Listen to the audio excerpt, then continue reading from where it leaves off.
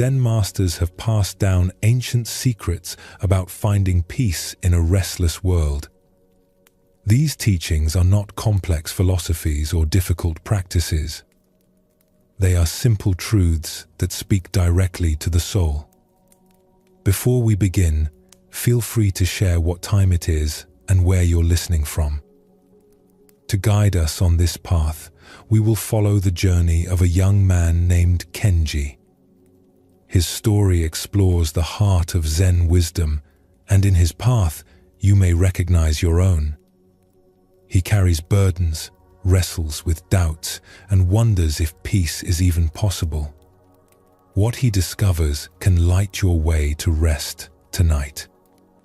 As we explore these stories, there is nothing you need to achieve or understand perfectly.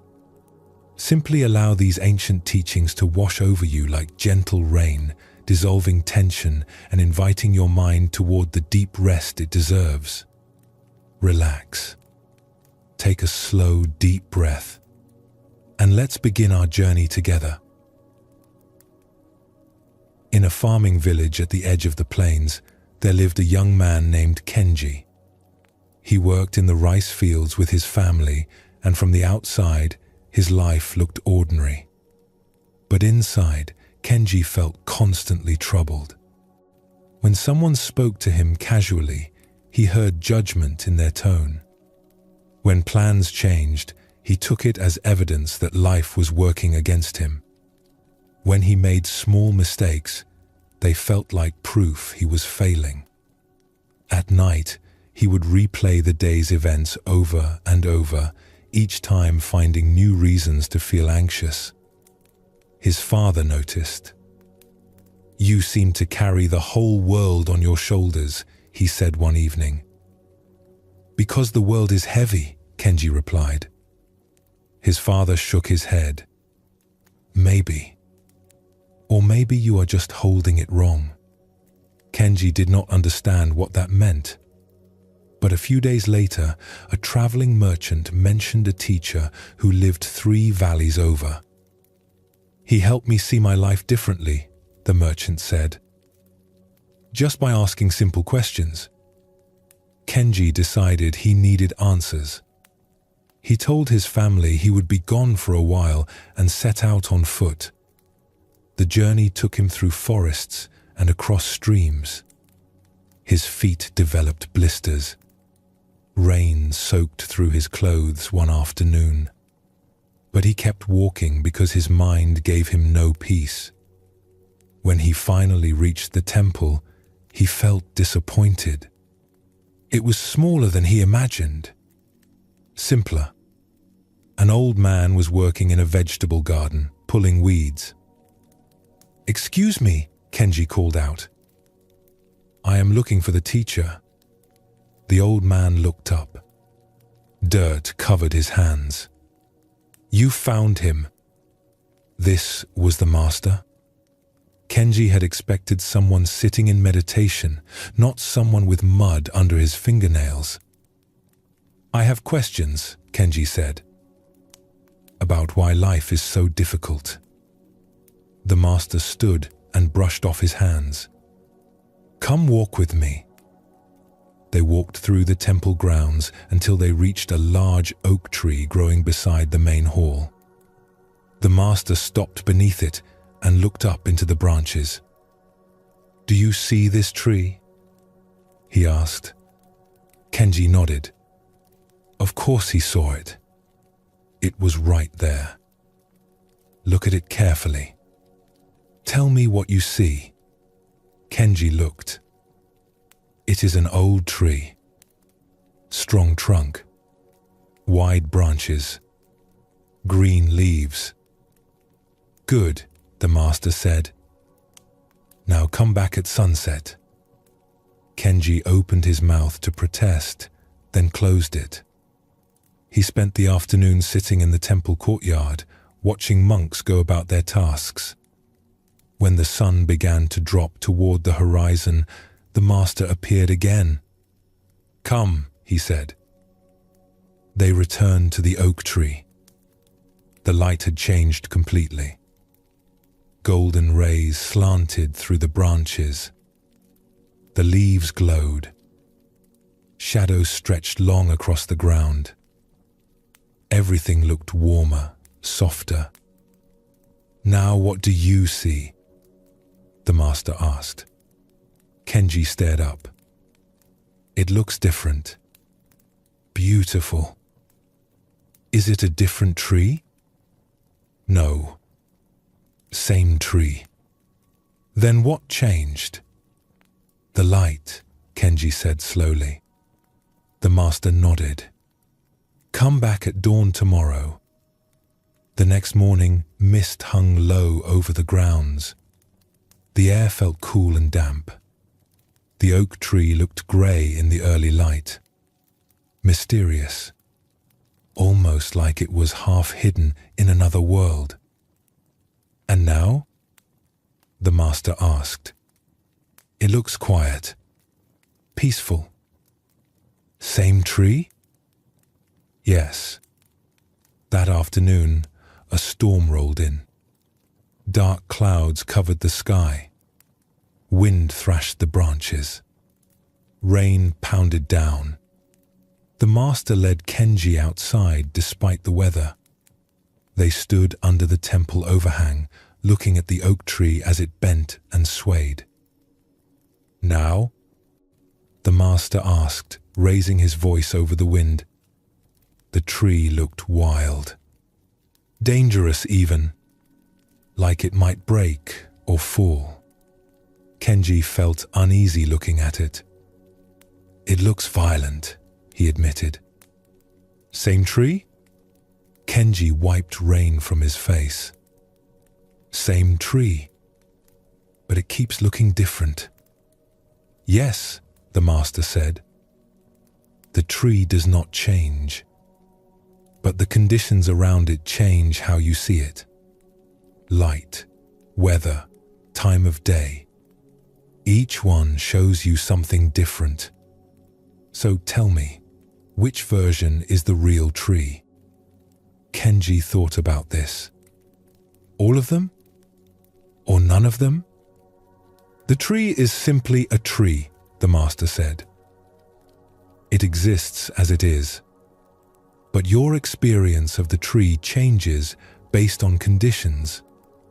Some of those conditions are outside. Some are inside you." They went back inside and dried off. The master made tea. They sat in silence for a while. Finally, Kenji spoke. "You are saying my mind is like the weather. It changes how I see things." "Yes." "So when I think everyone is judging me or that life is unfair, I might just be seeing things in stormlight." The master smiled. "You are understanding. But what if the problems are real?" Kenji asked. "What if people really are judging me?" "Sometimes they are," the master said. "Sometimes a tree really does fall in a storm. But more often, the tree is just a tree, and your mind is making it look dangerous because of the light you are seeing it in." Kenji sat with this. He thought about all the times he had been certain someone was upset with him, only to learn later they were just distracted. All the times he thought a situation was terrible, only to realize it was not that bad. His mind had been showing him stormlight when the sun was shining. "So how do I know when I am seeing clearly?" he asked. The master poured more tea. "That is what you must learn. But the first step is knowing that what you see is not always what is there. Once you know your mind adds light and shadow to everything, you can begin to notice when it is doing that." Kenji stayed at the temple for several more days. Each day, he looked at that oak tree in different conditions. He began to notice how his mood changed what he saw. When he felt peaceful, the tree looked friendly. When he felt anxious, even in good light, The tree looked threatening. His mind was painting everything he looked at. Kenji's story teaches us something essential about the human mind. We think we see reality as it is, but we are always seeing reality through the conditions of our own inner weather. Just like that oak tree looked different in sunset light versus storm light versus morning mist, everything in your life looks different depending on your mental state. The same conversation can seem fine when you are rested, but feel like an attack when you are exhausted.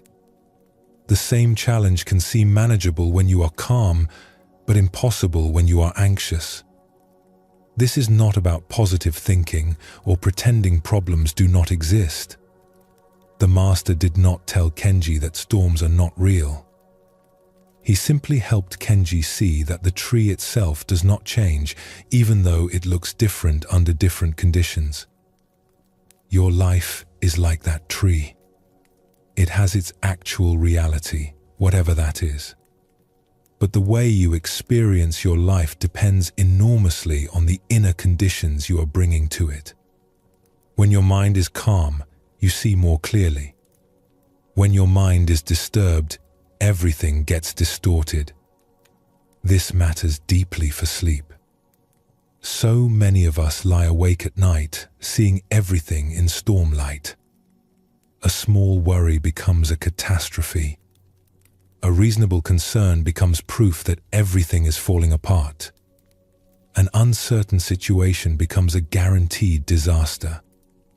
Your nighttime mind often shows you the worst possible version of your life, the same way that oak tree looked wild and dangerous during the storm. But just as the tree was still just a tree, your life is probably not as terrible as your anxious mind is showing you.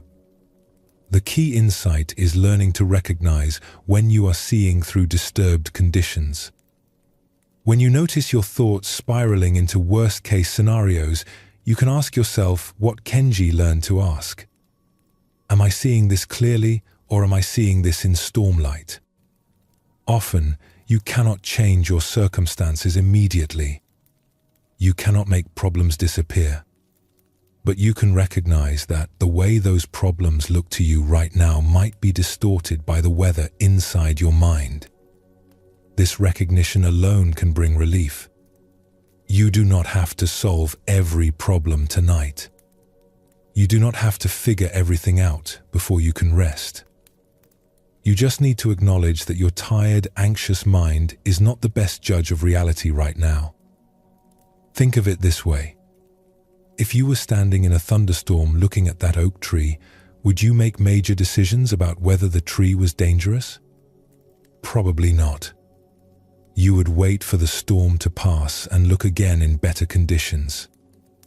The same applies to your thoughts at night. When your mind is exhausted and spinning with worry, that is not the time to make big judgments about your life. That is stormlight. Wait for calmer conditions to assess what is actually true. This does not mean ignoring your problems. It means recognizing that you will see them more accurately when your inner weather improves. Get some rest. Let your nervous system settle. Then look again. You might find that what seemed catastrophic at midnight looks manageable at noon. What seemed like proof of failure in the dark looks like a normal setback in daylight. The situation did not change. Your inner conditions changed, and with them, what you could see. As you prepare for sleep tonight, remember the oak tree. Your life is still your life, regardless of how it looks to you right now. If everything seems overwhelming, that might just mean you are seeing in stormlight. The storm will pass. The tree will still be there. And you will see it more clearly when the conditions improve. For now, let yourself rest. You do not need to solve anything, or fix anything, or figure anything out. You just need to let the storm pass through your mind while you remain steady, like that tree, rooted in something deeper than the weather. The next morning, Kenji woke feeling lighter. The lesson about the tree had helped him see his mind differently. But as he prepared to leave the temple and return home, doubt crept back in. He found the master sweeping the courtyard. "Master, I think I understand what you taught me, but I still feel alone with my struggles. Like no one really understands what it is like to be me." The master set down his broom. "Walk with me." They left the temple grounds and entered the forest behind it. A narrow path wound between the trees. The master walked slowly, in no apparent hurry. After a while, he stopped and pointed at the ground. "Look at these footprints." Kenji looked down. The dirt path was covered with footprints. Some fresh, some old and faded. Different sizes, different shapes. Dozens of them, maybe hundreds, all heading in both directions. "Many people have walked this path," the master said. "Do you see?" "Yes." "Your footprints will join theirs. And tomorrow, someone else's footprints will cover yours. Tell me, is each person walking alone?" Kenji looked at the layered prints in the dirt. They walk at different times. So, in one sense, yes, each person walks alone. And in another sense, they are all walking the same path. The master nodded. "You think your struggles are unique to you, that no one else has felt what you feel. But look at these footprints. Every person who walked here was going somewhere. Every person had reasons. Every person had burdens they carried. Your journey is your own, but the path itself has been walked by countless others." They continued walking. The forest was thick here. Tall trees blocked most of the sunlight. Kenji could hear birds calling to each other in the canopy above. The master stopped again, this time beside a stream. Clear water flowed over smooth rocks. He knelt down and dipped his hand in. "Watch," he said. He pulled his hand out. Water dripped from his fingers back into the stream. Within seconds, there was no sign his hand had been there. The stream just kept flowing. "Where did the water from my hand go?" the master asked. Kenji looked at the stream. "Back into the flow." "Can you tell which drops were on my hand and which were not?" "No."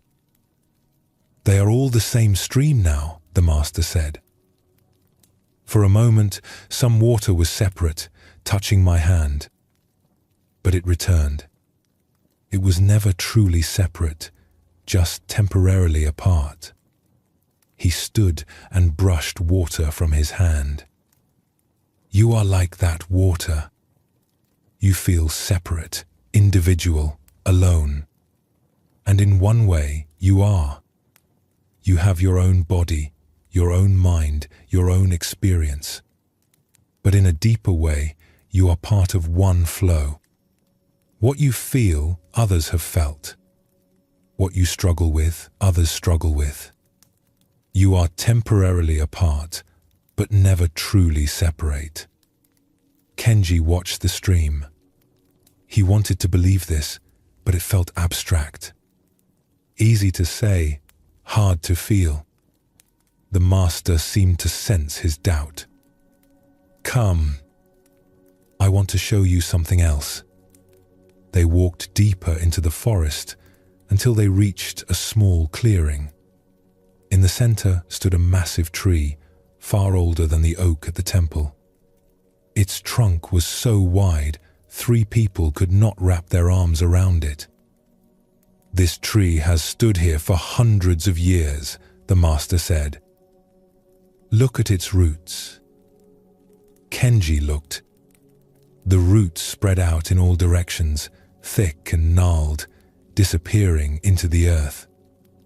These roots connect this tree to the soil, the master continued. And in that soil are the roots of every other plant in this forest. Underground, everything is connected. A vast network you cannot see. Trees sharing water, sharing nutrients, warning each other of danger through chemical signals in the earth. He placed his hand on the trunk. Above ground, each tree looks separate, standing alone. But below, they are all part of one living system. What affects one tree affects others. What one tree takes in, it may share. They appear separate, but they are not. Kenji touched the rough bark. He tried to imagine the hidden world beneath his feet. Roots intertwining. Communication happening in the dark. You see other people and think they are separate from you, the master said. Different lives, different problems, different paths. And on the surface, this is true. But beneath what you can see, you are all connected. Your pain is not yours alone. Your loneliness is shared by countless others. Your fear is the same fear that has moved through humans for all time. But I still feel alone, Kenji said quietly. Yes, because you are looking above ground. You see the separate trees. You do not see the roots. The master sat down, his back against the massive trunk. The feeling of separation is real. I am not saying it is not, but it is only part of the truth. The other part, the part you cannot see, is that you are held by something much larger than yourself. Kenji sat down beside him. The forest was quiet, except for the wind moving through leaves and distant bird calls. When you return home, the master said, you will still have your struggles. You will still feel alone sometimes. But remember this tree. Remember that what you see is not all that exists. Beneath your awareness, you are connected to every other person who has ever felt alone, ever struggled, ever wondered if they could keep going. Their roots touch yours. You are part of the forest, not a single tree standing by itself. They sat in silence for a long time. Kenji closed his eyes and tried to feel what the master was describing. At first, he felt nothing different. Just himself, sitting against a tree. But gradually, something shifted. He became aware of the sounds around him. Birds calling and being answered. Wind moving through branches in waves. The stream in the distance. Everything connected, everything responding to everything else. He was part of this. One breath among countless breaths. One heartbeat in a forest full of living things. Separate, yes, but also held within something larger. When he opened his eyes, the master was smiling at him. You felt it, the master said. It was not a question. Kenji nodded. He did not have words for it. But something had changed. Kenji's second lesson goes deeper than the first. He learned that his mind changes how he sees things. Now, he learns that his sense of being separate from others is not the whole truth. This teaching appears throughout Zen Buddhism. The feeling of being an isolated individual, cut off from others and from life itself, is seen as a fundamental misunderstanding. Yes, you have a separate body. Yes, you have your own thoughts and experiences. But beneath that surface separation, you are connected to everything else in ways you cannot see. The footprints in the dirt show this beautifully. Each person who walked that path did so at a different time. In that moment, they were alone on the path. But the path itself held all their footprints together. The journey was shared even though the timing was different. Your struggles are like that. You might be facing them alone right now, in this particular moment. But the struggle itself has been faced by others before you and will be faced by others after you. You are walking a path that has been walked many times. Your footprints join countless others. This is not meant to minimize what you are going through. Your specific circumstances are yours. But the feelings those circumstances create, the fear and uncertainty and loneliness, these are deeply human experiences. They connect you to others rather than separating you. The stream shows another aspect of this. Water that briefly touched the master's hand returned to the stream. It could not be separated out anymore. It was part of the whole flow again. You are like that water. Sometimes you feel distinct, separate, like you have been pulled out of the flow. But you cannot actually be removed from the larger stream of life. You are always part of it, even when you feel isolated. The tree with its hidden roots offers maybe the most powerful image. Above ground, trees look completely separate, each one standing on its own. But beneath the surface, an entire network connects them. They share resources. They communicate. They support each other in ways that are invisible from above. Human beings are like this too. We look separate.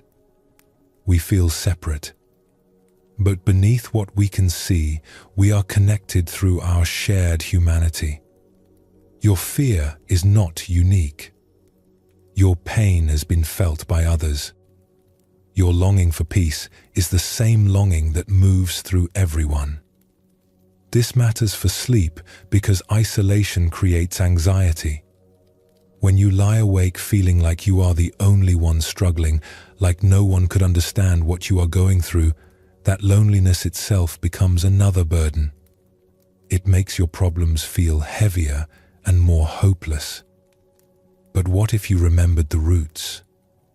What if you knew, really knew, that what you are feeling is not yours alone?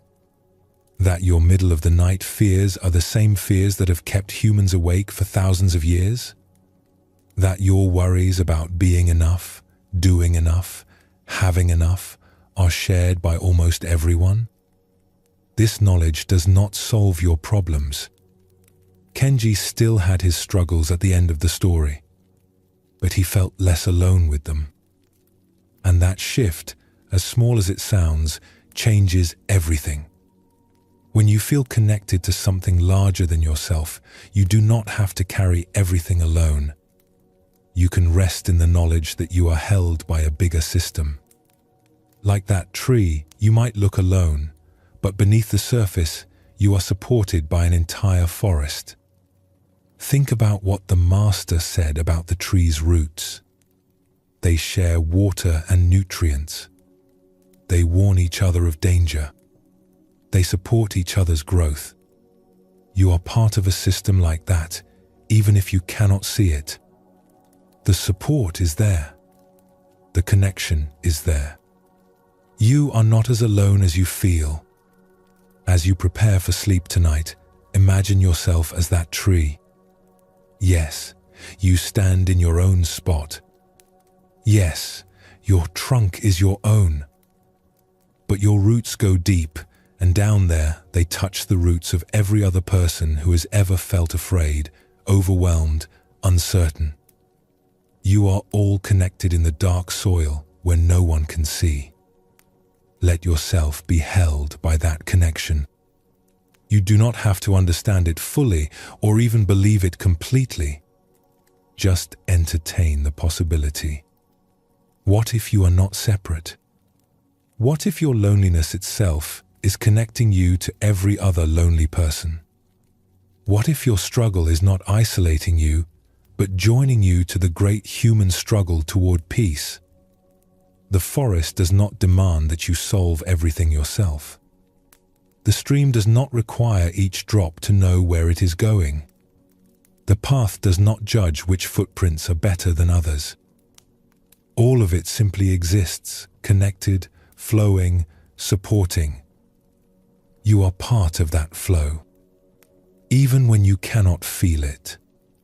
Even when the night is dark and you feel completely alone. The roots are there. The connection is there. You belong to something much bigger than your individual self. Rest in that tonight. Let the forest hold you. Let the stream carry you. Let your footprints join all the others who have walked before you and will walk after you. You are not separate. You never were. Kenji stayed at the temple for several more days after his walks with the master. During that time, he watched how the other monks and students carried themselves. Each one seemed to have found a particular way of being. One monk moved very slowly, every gesture careful and deliberate.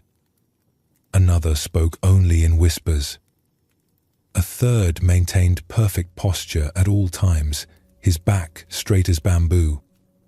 Kenji found himself trying to copy each of them, thinking perhaps one of these ways would finally make him feel at peace. One morning, he tried sitting like the silent monk, barely moving, controlling his breath. By afternoon, his back ached and his mind felt restless. The next day, he attempted the careful, deliberate movements of another monk. But his natural energy kept breaking through, making him feel like he was wearing clothes that did not fit. The master noticed. Of course he noticed. "Come," he said one evening. "Help me with something."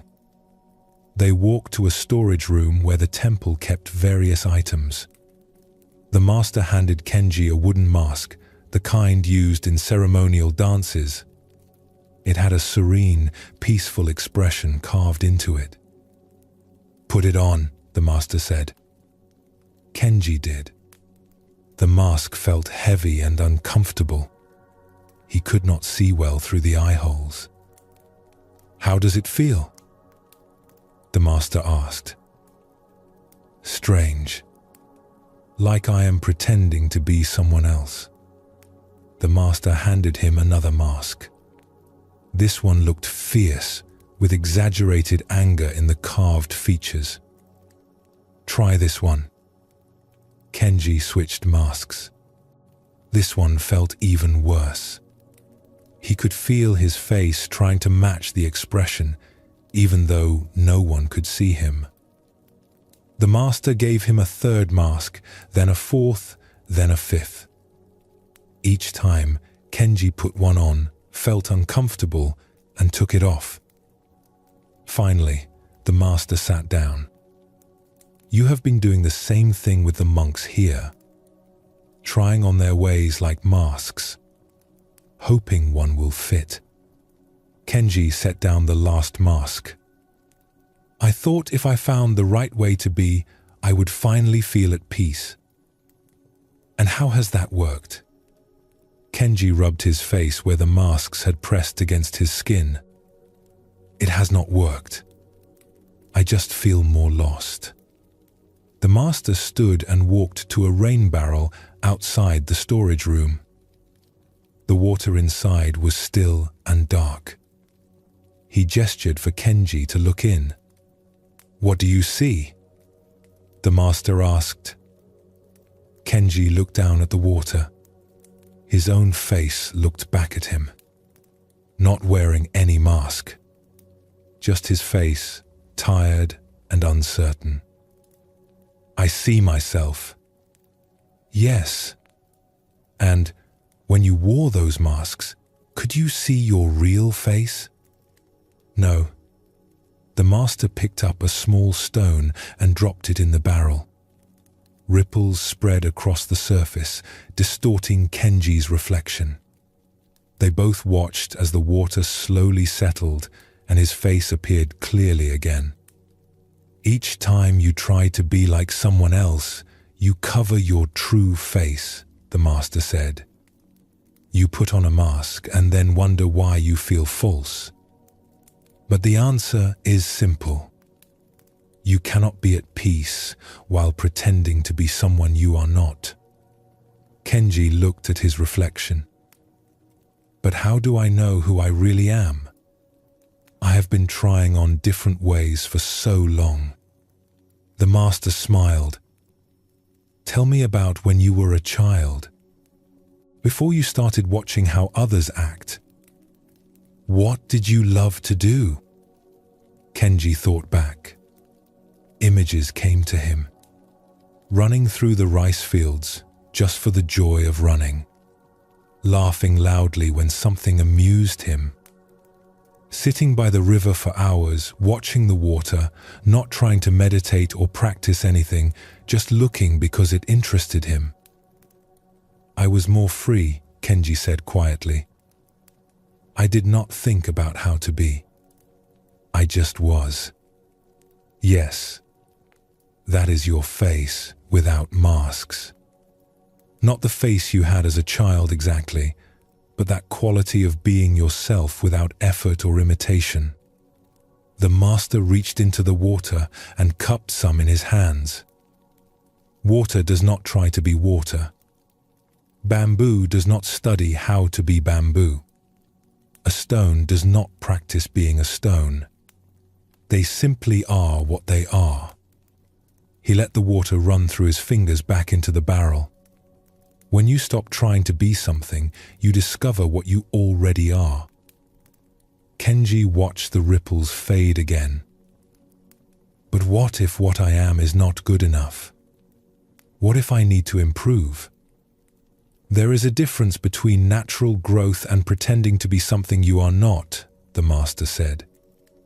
A bamboo shoot grows into a tall stalk, but it does not try to become a pine tree.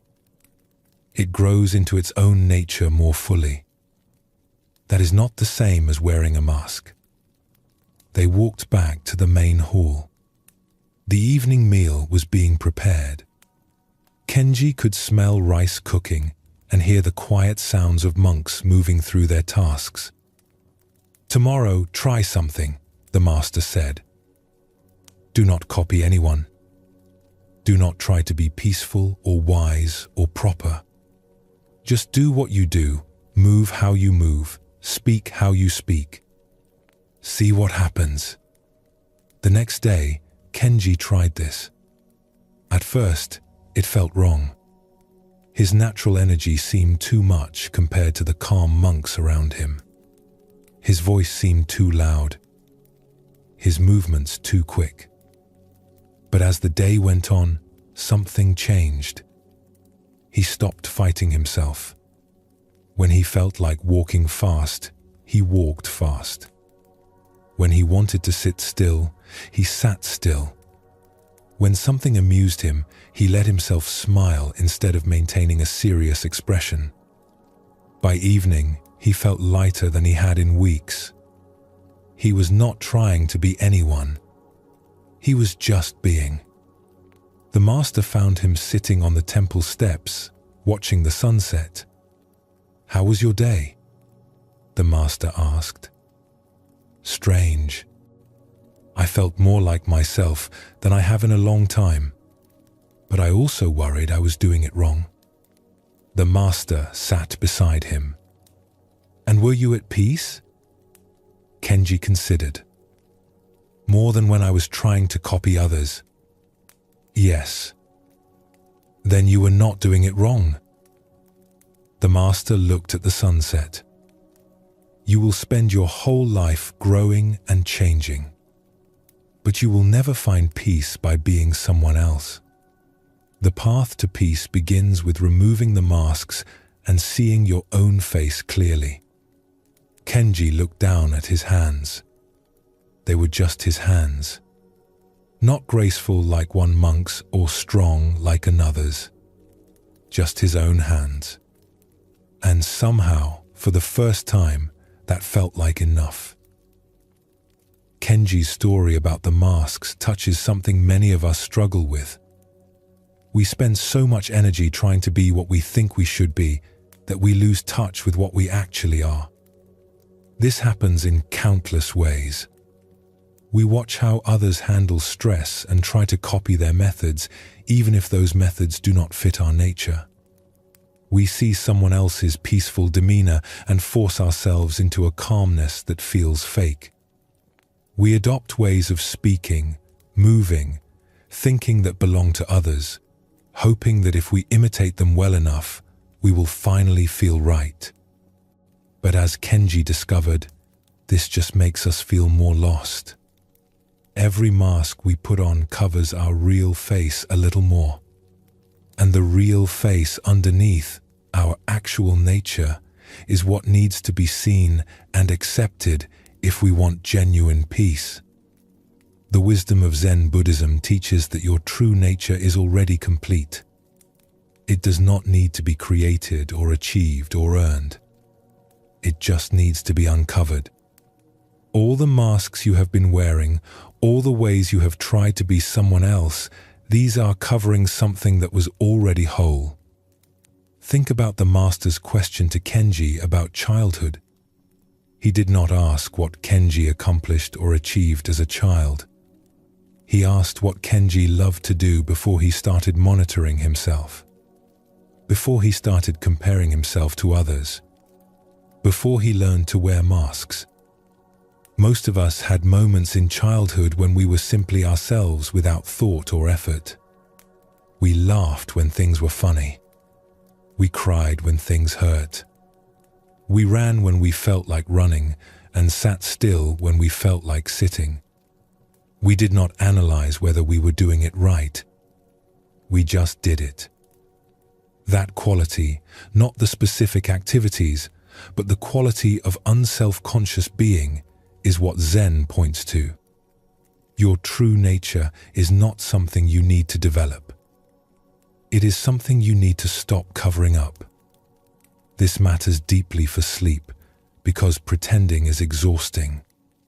When you spend all day trying to be someone you are not, maintaining a version of yourself that does not match your actual nature, you create enormous internal tension. That tension does not simply disappear when you lie down at night. Many people find that when they finally stop for the day, all the energy they spent pretending comes crashing down as anxiety or restlessness. The real self that was covered all day starts pushing back.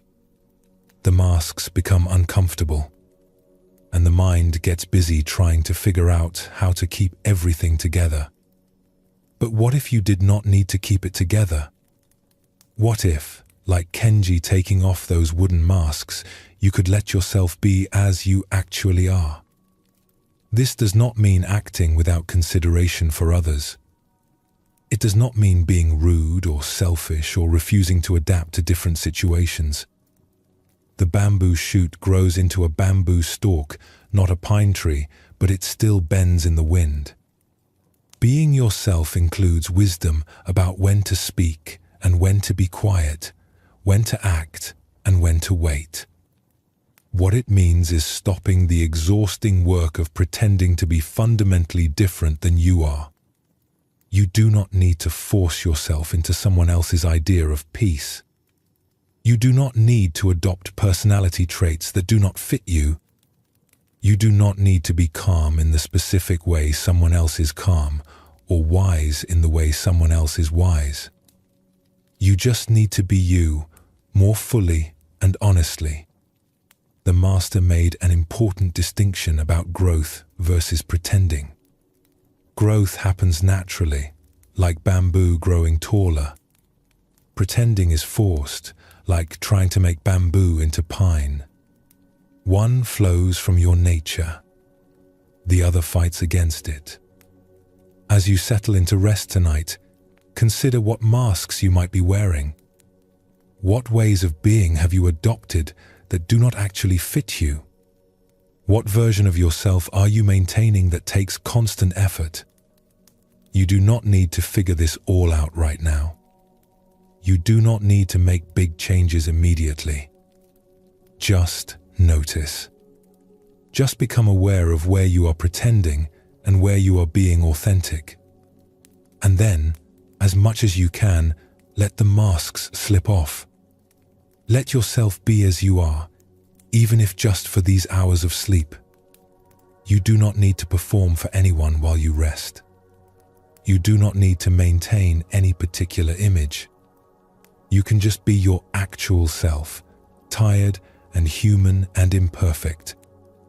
That self, the one underneath all the masks, is the one who needs rest tonight. Not the polished version you show the world. Not the person you think you should be. Just you, as you actually are. And that you is already enough. Has always been enough. Will always be enough, no matter how many masks you have worn or how long you have worn them. The path to peace begins with seeing your own face clearly. Tonight, let yourself see it. Let yourself be it. Let the masks fall away, at least for now, and rest in your own true nature. A few days later, Kenji prepared to leave the temple and return home. He felt he had learned important things. But on his last morning, as he was packing his few belongings, he heard shouting from outside. He ran out to find a young monk standing at the edge of the temple grounds, frozen in fear.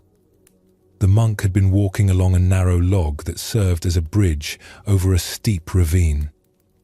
He had made it halfway across, but now he stood completely still, unable to move forward or back. Other monks called encouragement to him, but the young monk just stood there, trembling. The master appeared beside Kenji. "He has done this crossing many times," the master said quietly.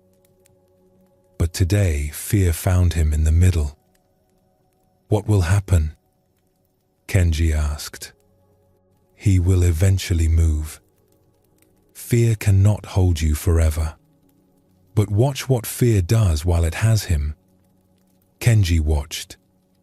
The young monk's whole body was tense. His hands gripped the log so hard, his knuckles were white. His breathing came fast and shallow. Even from a distance, Kenji could see he was shaking. After what felt like a very long time, the young monk took a single step. Then another. Slowly, carefully, he made it across. When he reached solid ground, he collapsed, exhausted from the fear, even though the actual crossing had been short. The master called Kenji over to sit with him under a tree. "Have you noticed the birds here?" he asked. Kenji looked up. Several birds hopped from branch to branch in the trees above them. They moved quickly, easily, launching themselves across gaps without hesitation. "They just jump," Kenji said. "They do not think about it." "Do you think they never fall?" the master asked. "They probably do sometimes." "Yes. But they do not stop jumping because falling is possible. They trust their wings. They trust their ability to catch themselves. They trust the air and the branches and their own nature." The master picked up a seed from the ground.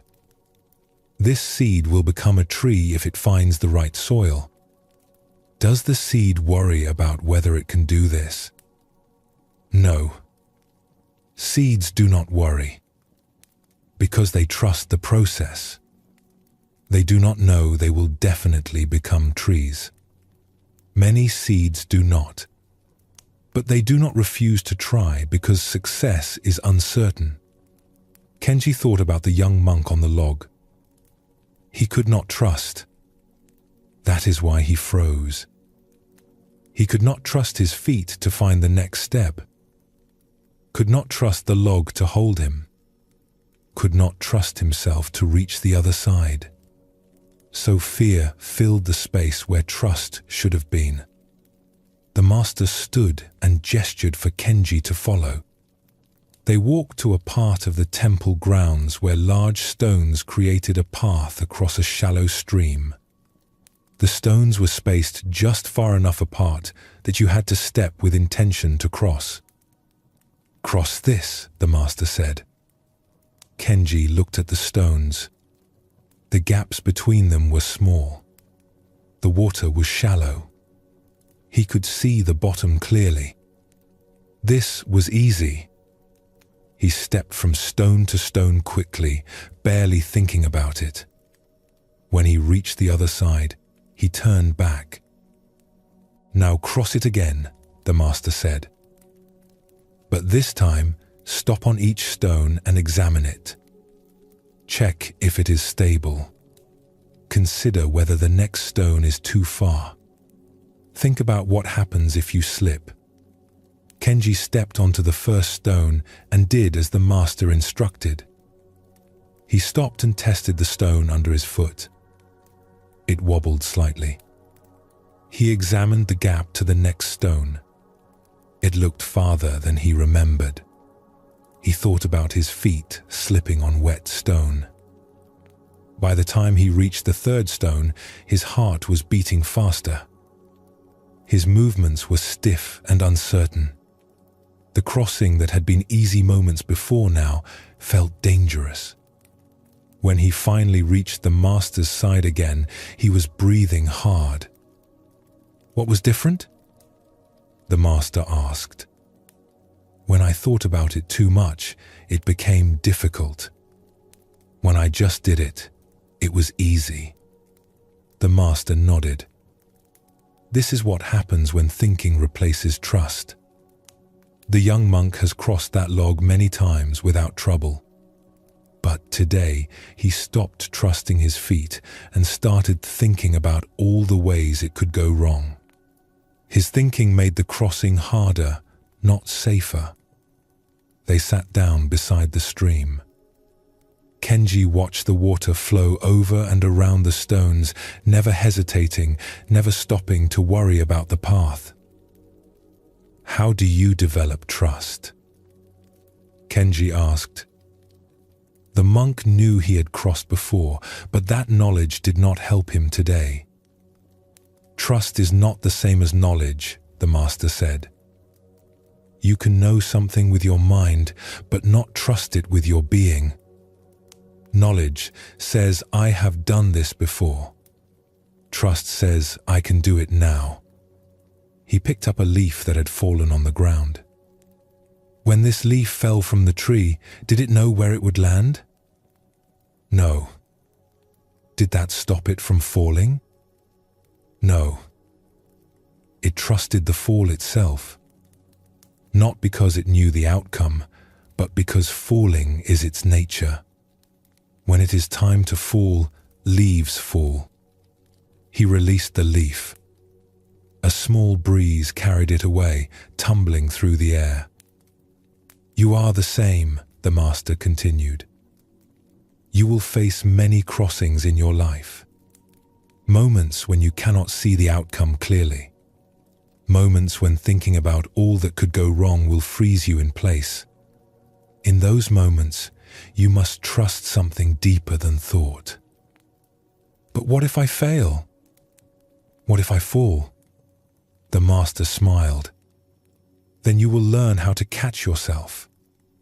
Or you will learn that falling is not the end. Or you will learn something else unexpected. But you will not learn anything by standing still, frozen in fear." Kenji looked at the stones in the stream. "So trust is not about knowing everything will work out. It is about moving forward even when you do not know. Yes, trust is taking the next step because staying still is not an option. Trust is using your ability right now, not waiting until you are certain of every future moment. A bird landed on a branch above them, then immediately launched itself to another tree. No hesitation, no visible thought, just movement, clean and certain. "The bird does not think I trust I can make this jump," the master said. "It just jumps." Trust is not a thought. It is an action. You learn trust by doing the thing, not by thinking about doing the thing. Kenji understood something then. He had been waiting to feel certain before he trusted, waiting to know everything would work out, waiting for fear to disappear completely. But that was backwards. Trust came through action, not before it. "Go back to your village," the master said. "You will face many streams to cross and logs to walk. Each time, you can stand frozen, thinking of all that might go wrong. Or you can trust your next step and take it. Not because you know what will happen, but because moving is how you learn what you are capable of." Kenji stood. He looked at the stones one more time. Then, without thinking about it, he crossed back over the stream. Quick, easy, natural. On the other side, he bowed to the master. "Thank you," he said.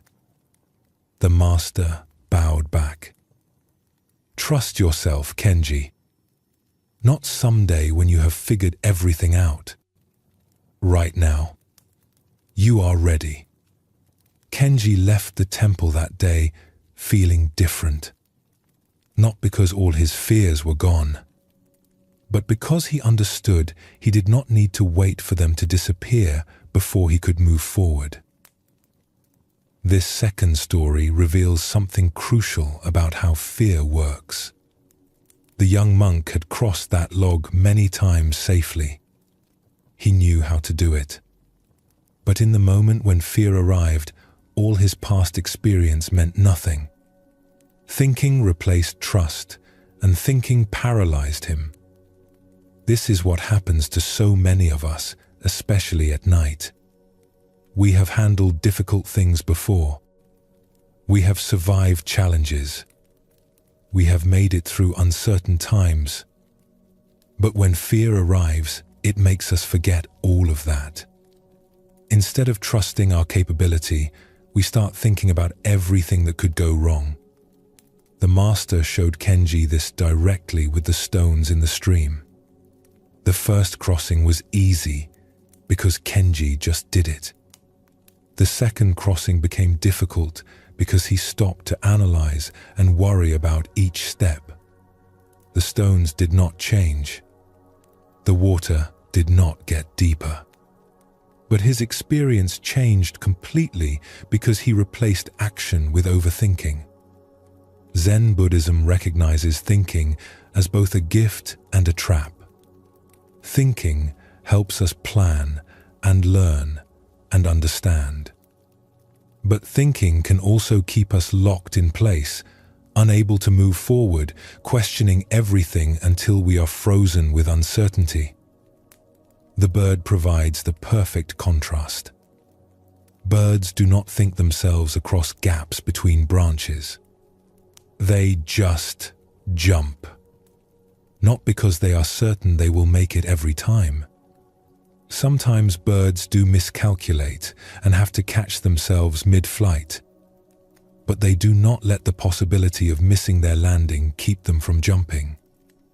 They trust their wings. They trust their instincts. They trust the air.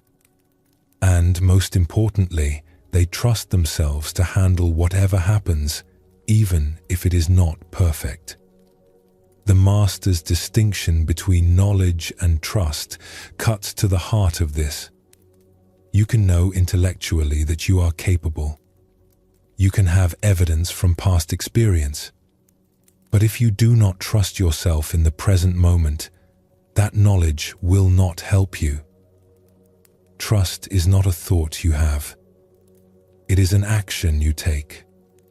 You build trust by doing things, not by thinking about doing things. Each time you take a step despite uncertainty, each time you jump despite not being certain of the landing, you develop more trust in yourself. This matters profoundly for sleep. How many nights do you lie awake overthinking, analyzing problems from every angle, considering every possible outcome, trying to think your way to certainty before you can rest? But as Kenji discovered, that approach makes things harder, not easier. When he just crossed the stones naturally, it was simple. When he stopped to worry about each step, the crossing became difficult and anxiety-producing. Your mind at night often does the same thing. It takes situations you could probably handle and makes them feel impossible by examining every detail, every risk, every way things could go wrong. It replaces trust with thinking, and thinking creates fear. The leaf falling from the tree shows another aspect of trust. The leaf does not know where it will land, but it falls anyway when the time comes. It trusts the process itself, not because it controls the outcome, but because falling is what leaves do. You are like that leaf in many ways. You do not control all outcomes. You cannot see the future. You cannot guarantee everything will work perfectly, but you can trust yourself to handle what comes. You can trust that you have survived everything life has brought you so far. You can trust that you will find a way through whatever arrives next. This is not blind optimism. It is not pretending problems do not exist. It is simply recognizing that overthinking problems does not solve them and often makes them worse. The young monk's fear did not make the log safer. Kenji's worrying about the stones did not improve his crossing. Your nighttime anxiety does not prepare you better for tomorrow's challenges. What does help is trust. Trust that you will take the next step when it is time. Trust that you have capabilities you can rely on. Trust that you do not need to figure out every future moment before you can rest now. The master's final words to Kenji are important. He did not say, "Trust yourself once you have overcome all your fears." He said, "Trust yourself right now. You are ready." You do not need to wait until you are fearless to start trusting yourself. You do not need to have everything figured out. You do not need certainty about outcomes. You just need to take the next step. And right now, that step is rest. You do not need to solve everything tonight. You do not need to think through every possibility. You do not need to make yourself certain about uncertain things. You just need to trust that you can handle tomorrow when tomorrow comes. Trust that your mind and body know how to rest. Trust that lying down and releasing effort is enough. Like the bird jumping between branches, you do not need to understand exactly how it works. You just need to do it. Like the leaf falling from the tree, you do not need to control where you land. You just need to let go. Trust is not something you think your way into. It is something you practice by taking action despite uncertainty.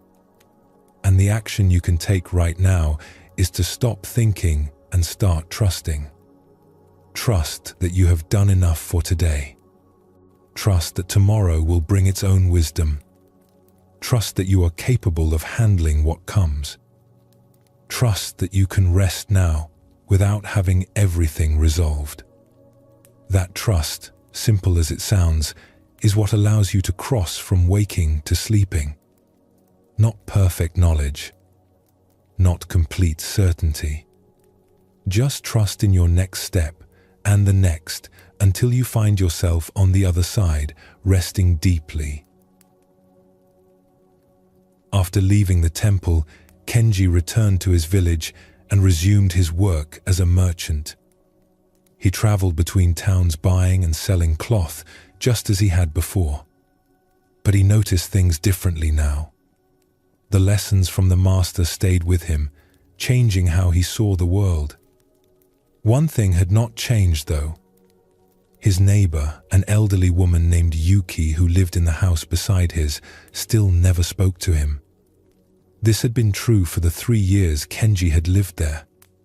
He would greet her each morning when they both stepped outside. She would nod slightly but say nothing. He would ask about her day. She would turn away without answering. At first, Kenji had tried to be friendly, but after months of silence, he began to create a story. She must think I am too young and foolish. She probably disapproves of how I run my business. Maybe she finds me loud or annoying. Whatever the reason, her silence felt like judgment. The story grew stronger over time. Kenji began to avoid looking at her house. When his other neighbors mentioned Yuki, he would change the subject. He felt a tightness in his chest each morning when he saw her tending her small garden, silent and disapproving. One afternoon, a sudden storm came through the village. Heavy winds tore at roofs and knocked over anything not secured.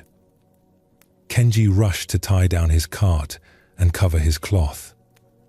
The wind was strong, and he struggled alone. Then someone was beside him, holding down the tarp while he worked to secure it. He looked over and saw Yuki. Together, they saved his cloth from the rain. When the worst of the storm passed, Kenji turned to thank her. She smiled at him. It was a genuine smile, warm and kind. "Thank you," Kenji said. "I thought you did not like me." Yuki looked confused. "Not like you? Why would I think that? You never speak to me. In 3 years, you have barely said a word." Understanding came over her face. "Ah, my hearing is very bad. I lost most of it many years ago. I can see your lips move, but I cannot make out the words unless someone is very close and speaking loudly. I thought you were just being polite with your greetings. I did not know you wanted real conversation." Kenji felt something crumble inside him. 3 years of believing she judged him. 3 years of that tight feeling in his chest. And all of it based on a story he had invented. "I am sorry," he said. "I should have asked." "And I should have explained," she replied. "We both made assumptions." From that day on, Kenji and Yuki became friends. She taught him about the medicinal plants she grew. He helped her carry water from the well. They would stand close and speak loudly so she could hear, and people walking by would think they were arguing when they were just having normal conversations. But Kenji never forgot the lesson. He had spent 3 years suffering over something that existed only in his mind. Yuki's silence was just silence. Everything else, all the meaning he had given it, he had created himself. A few weeks later, Kenji met a new merchant at the market. The man sold spices and seemed interesting. Kenji tried to be friendly, but the merchant always appeared rushed. He would cut conversations short and turn away quickly. Kenji felt the familiar tightness beginning in his chest. This man does not like me either. But then he remembered Yuki. He remembered how completely wrong his story had been. Instead of building another tale of rejection, Kenji just wondered. Maybe the merchant is busy with something. Maybe he is worried about his new business. Maybe he is naturally quiet. maybe 100 other things I cannot see. Kenji did not know. And he realized that not knowing was better than creating a painful story that might not be true. One evening, the spice merchant approached Kenji as he was closing his stall. "Forgive me for being so distant," the man said. "My wife is very ill. I rush home each day to care for her. I know I must seem unfriendly, but it is not about you at all." Kenji smiled.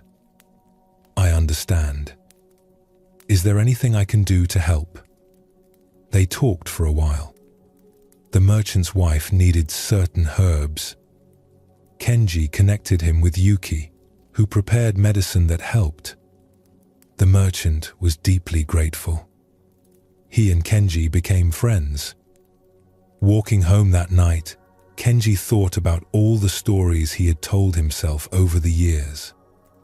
How many times had he taken someone's silence or distraction or brief reply and turned it into evidence they disliked him? How much suffering he had created over stories that existed only in his own mind. The truth was usually simpler than his stories. Most people were not thinking about him at all. They were dealing with their own lives, their own worries, their own struggles.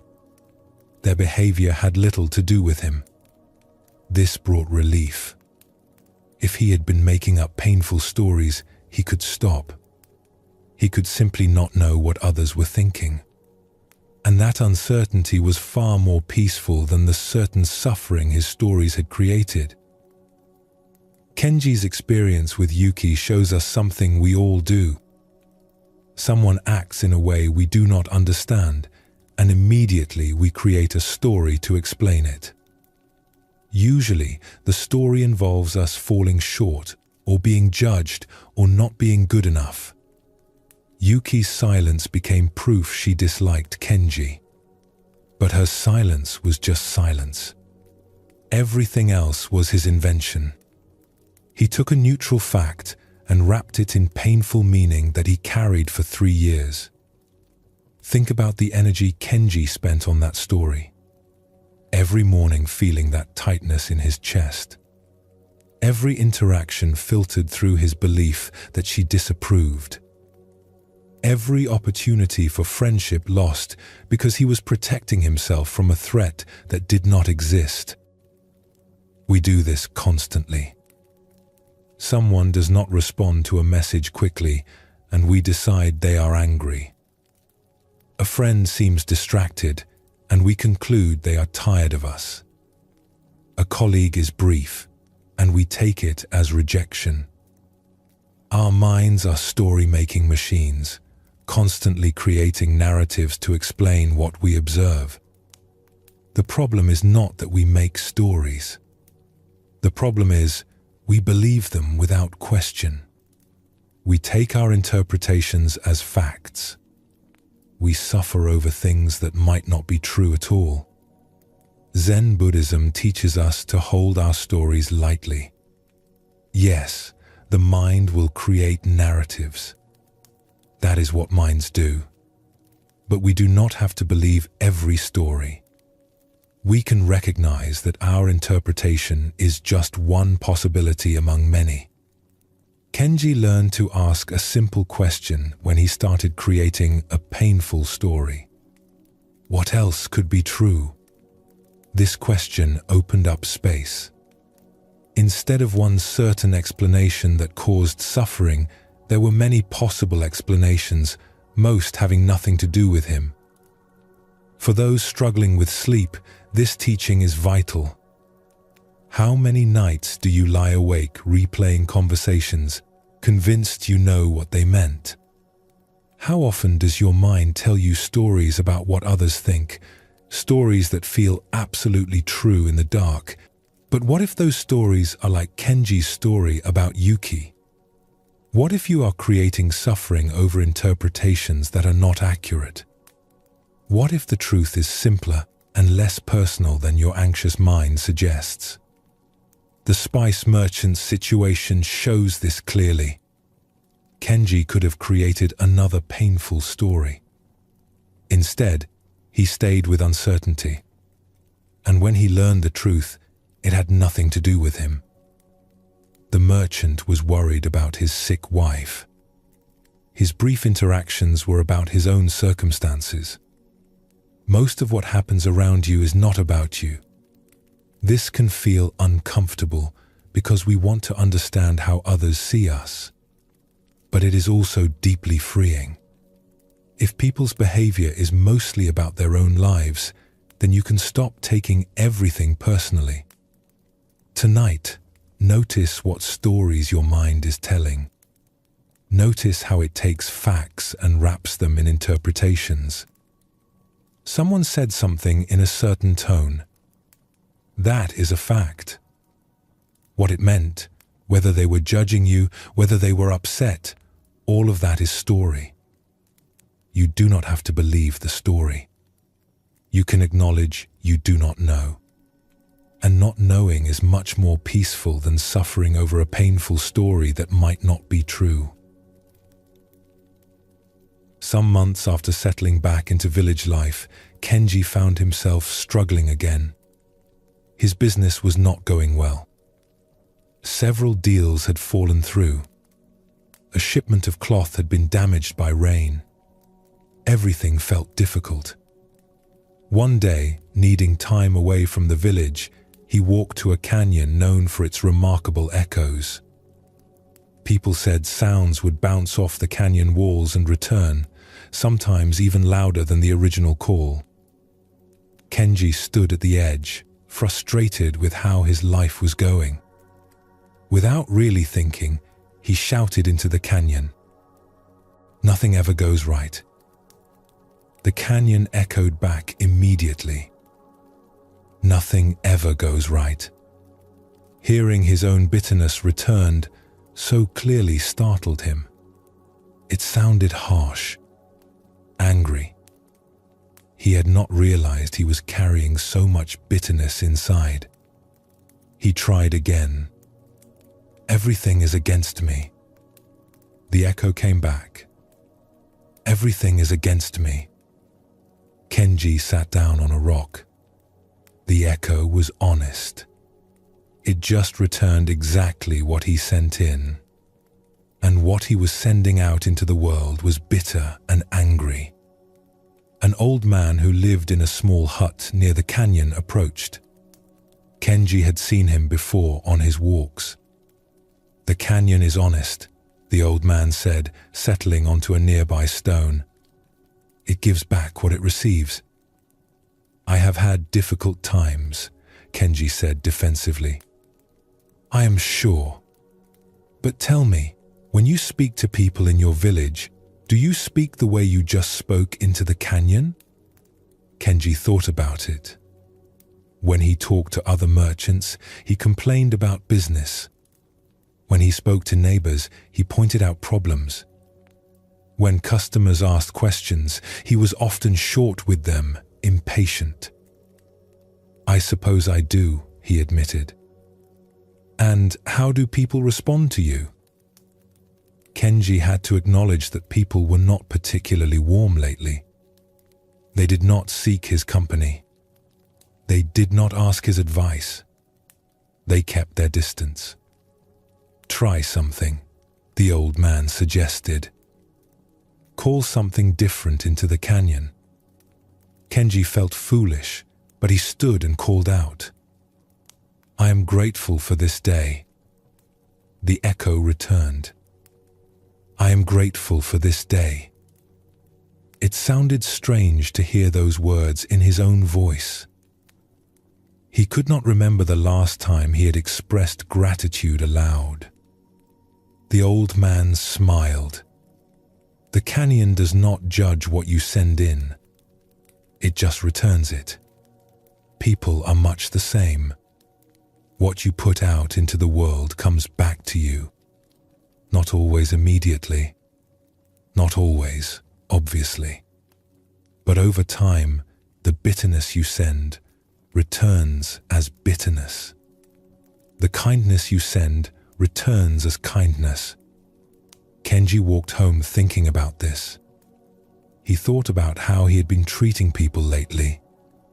Short answers, complaints, criticism. No wonder people were keeping their distance. That evening, he decided to try something different. When his neighbor asked how his day was, instead of listing everything that went wrong, Kenji said, "It had its challenges, but I am glad to be home now." "How was your day?" The neighbor looked surprised, then smiled, and actually talked for a while. It was the first real conversation they had had in weeks. The next day at the market, when a customer hesitated over a piece of cloth, instead of showing impatience, Kenji said, "Take your time. It is an important decision." The customer relaxed and ended up buying more than they had planned. When another merchant mentioned struggling with slow sales, instead of complaining about his own problems, Kenji asked questions and listened. The merchant seemed grateful just to be heard. Small changes. But over the following weeks, Kenji noticed something shifting. People were friendlier to him. They sought his company more. His business began to improve, not because market conditions changed, but because customers felt better about buying from him. He was sending something different out, and something different was coming back. One afternoon, he returned to the canyon. This time, he stood at the edge and called out, "I am learning to trust life." The echo returned clearly. "I am learning to trust life." The old man appeared again, as if he had been waiting. "Better?" he asked. "Much better," Kenji said. "I understand now. The world is not against me. I was against the world, and it reflected that back." The old man nodded. Most people spend their lives wondering why others treat them poorly, never looking at what they are putting out. You learned young. That is fortunate.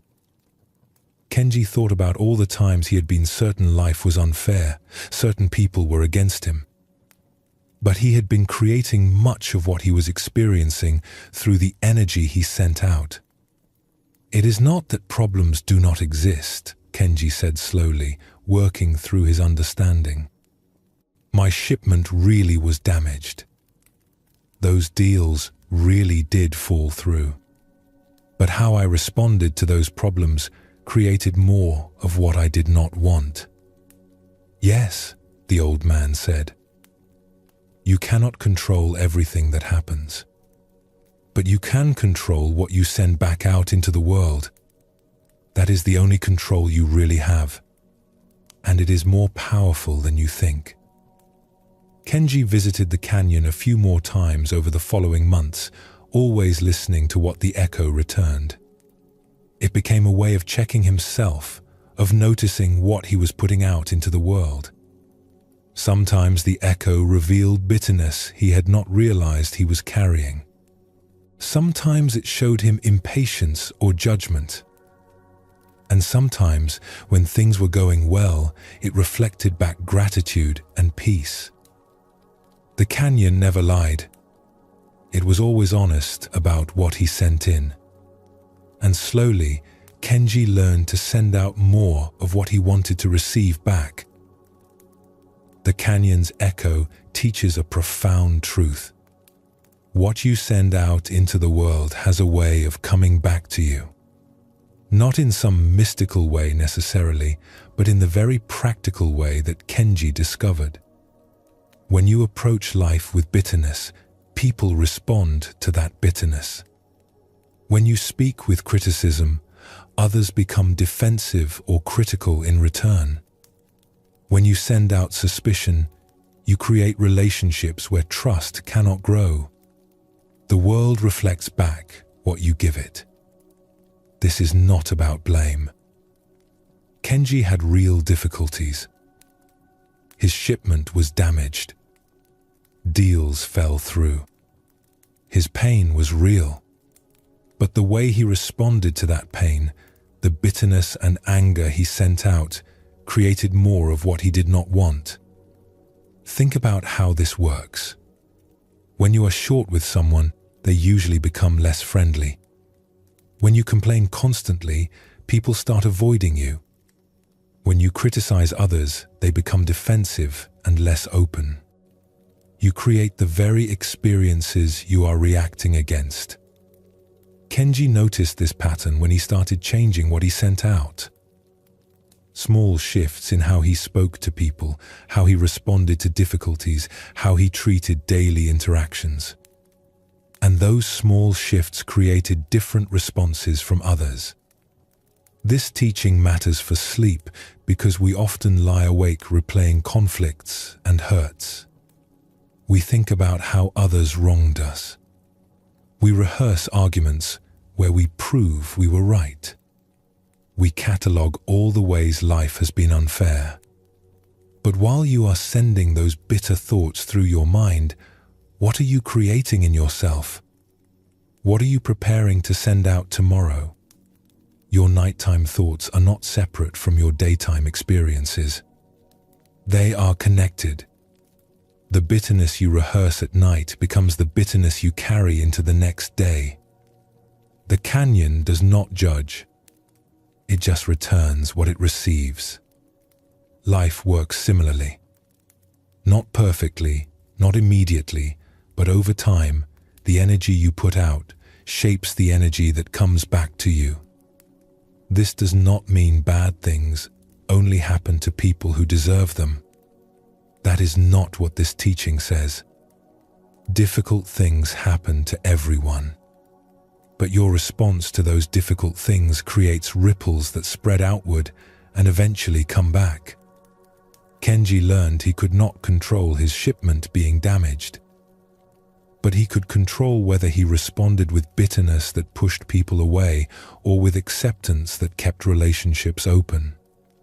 He could not control market conditions, but he could control whether he was pleasant or unpleasant to work with. The old man's wisdom was simple. You cannot control everything that happens, but you can control what you send back out. That is your real power. As you prepare for rest tonight, consider what you have been sending out. Not to judge yourself, but just to notice. Have you been approaching life with openness or suspicion? With gratitude or complaint? With kindness or criticism? Whatever you have been sending, you can send something different starting now. You do not need to wait for circumstances to improve.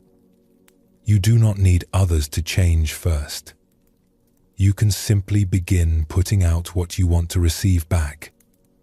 This might feel risky. Why should I be kind when others have been unkind to me? Why should I be open when life has been hard? But remember the canyon. It does not wait for you to send kind words before it echoes kindly. It simply returns what you give it. The same is true of life. It will return what you send. So send what you want to receive. Send it even when it feels difficult. Send it especially when it feels difficult. That is when it matters most. Let your mind rest tonight knowing that tomorrow is a chance to send something new into the world. You are not trapped by yesterday's bitterness or last week's anger. Each morning, you can stand at the edge of the canyon and choose what to call out. Choose words you would be glad to hear echoed back.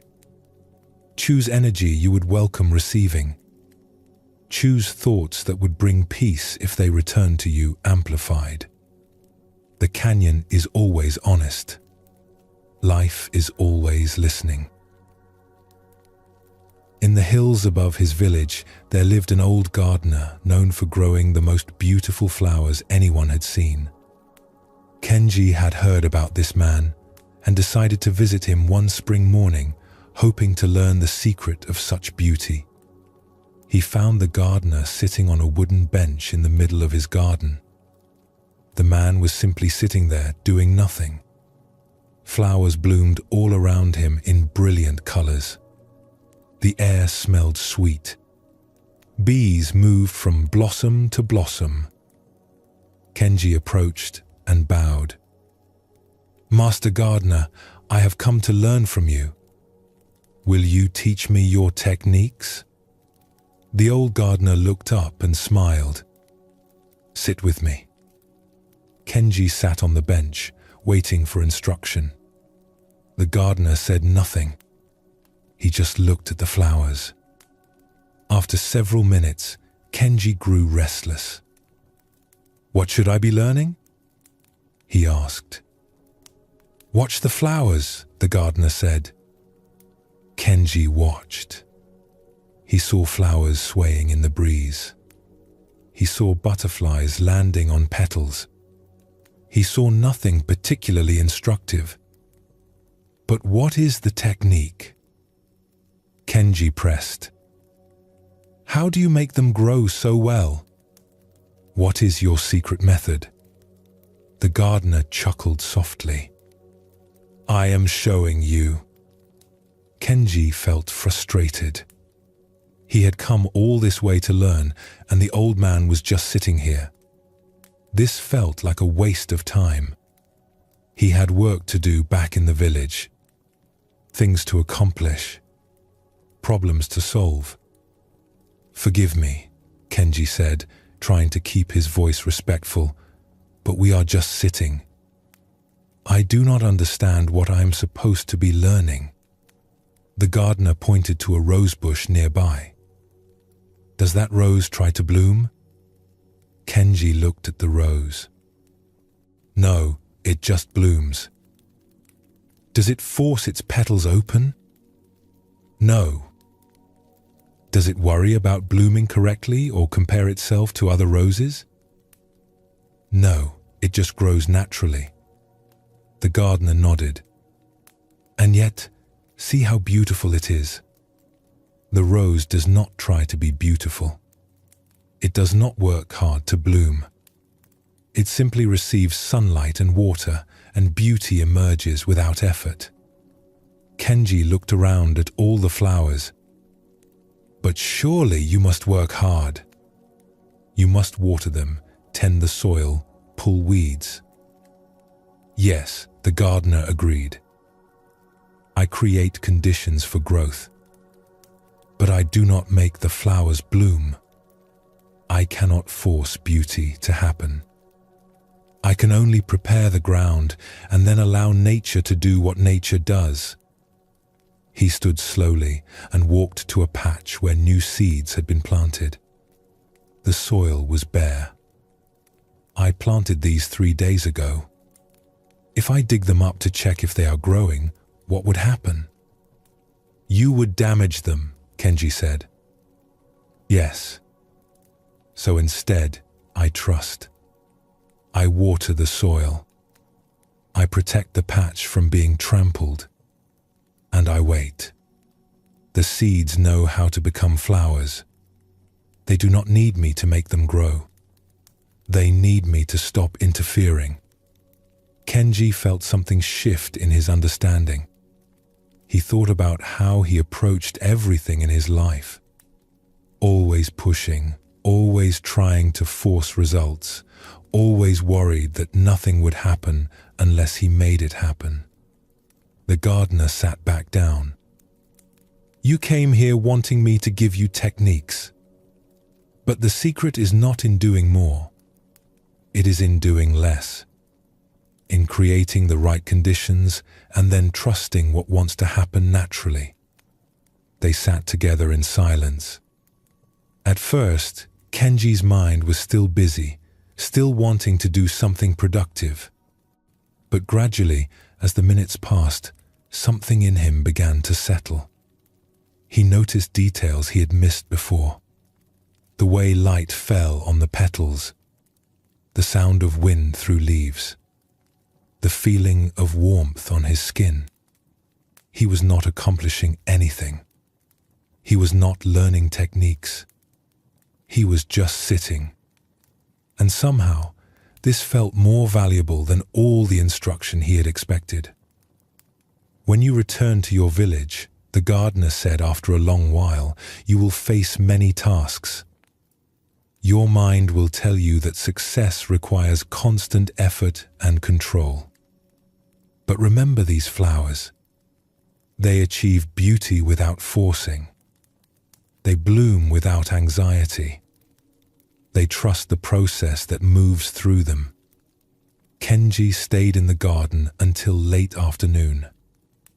He helped the gardener water some plants, but mostly he just sat and watched things grow in their own time. No forcing, no rushing, just allowing. When he finally left to return home, he felt different. Lighter somehow. Less burdened by the need to make everything happen through sheer will. A few weeks after visiting the gardener, Kenji found himself struggling again with his business. He was working harder than ever, but results were not coming. He would wake early and go to bed late, trying to control every detail, pushing to make sales happen.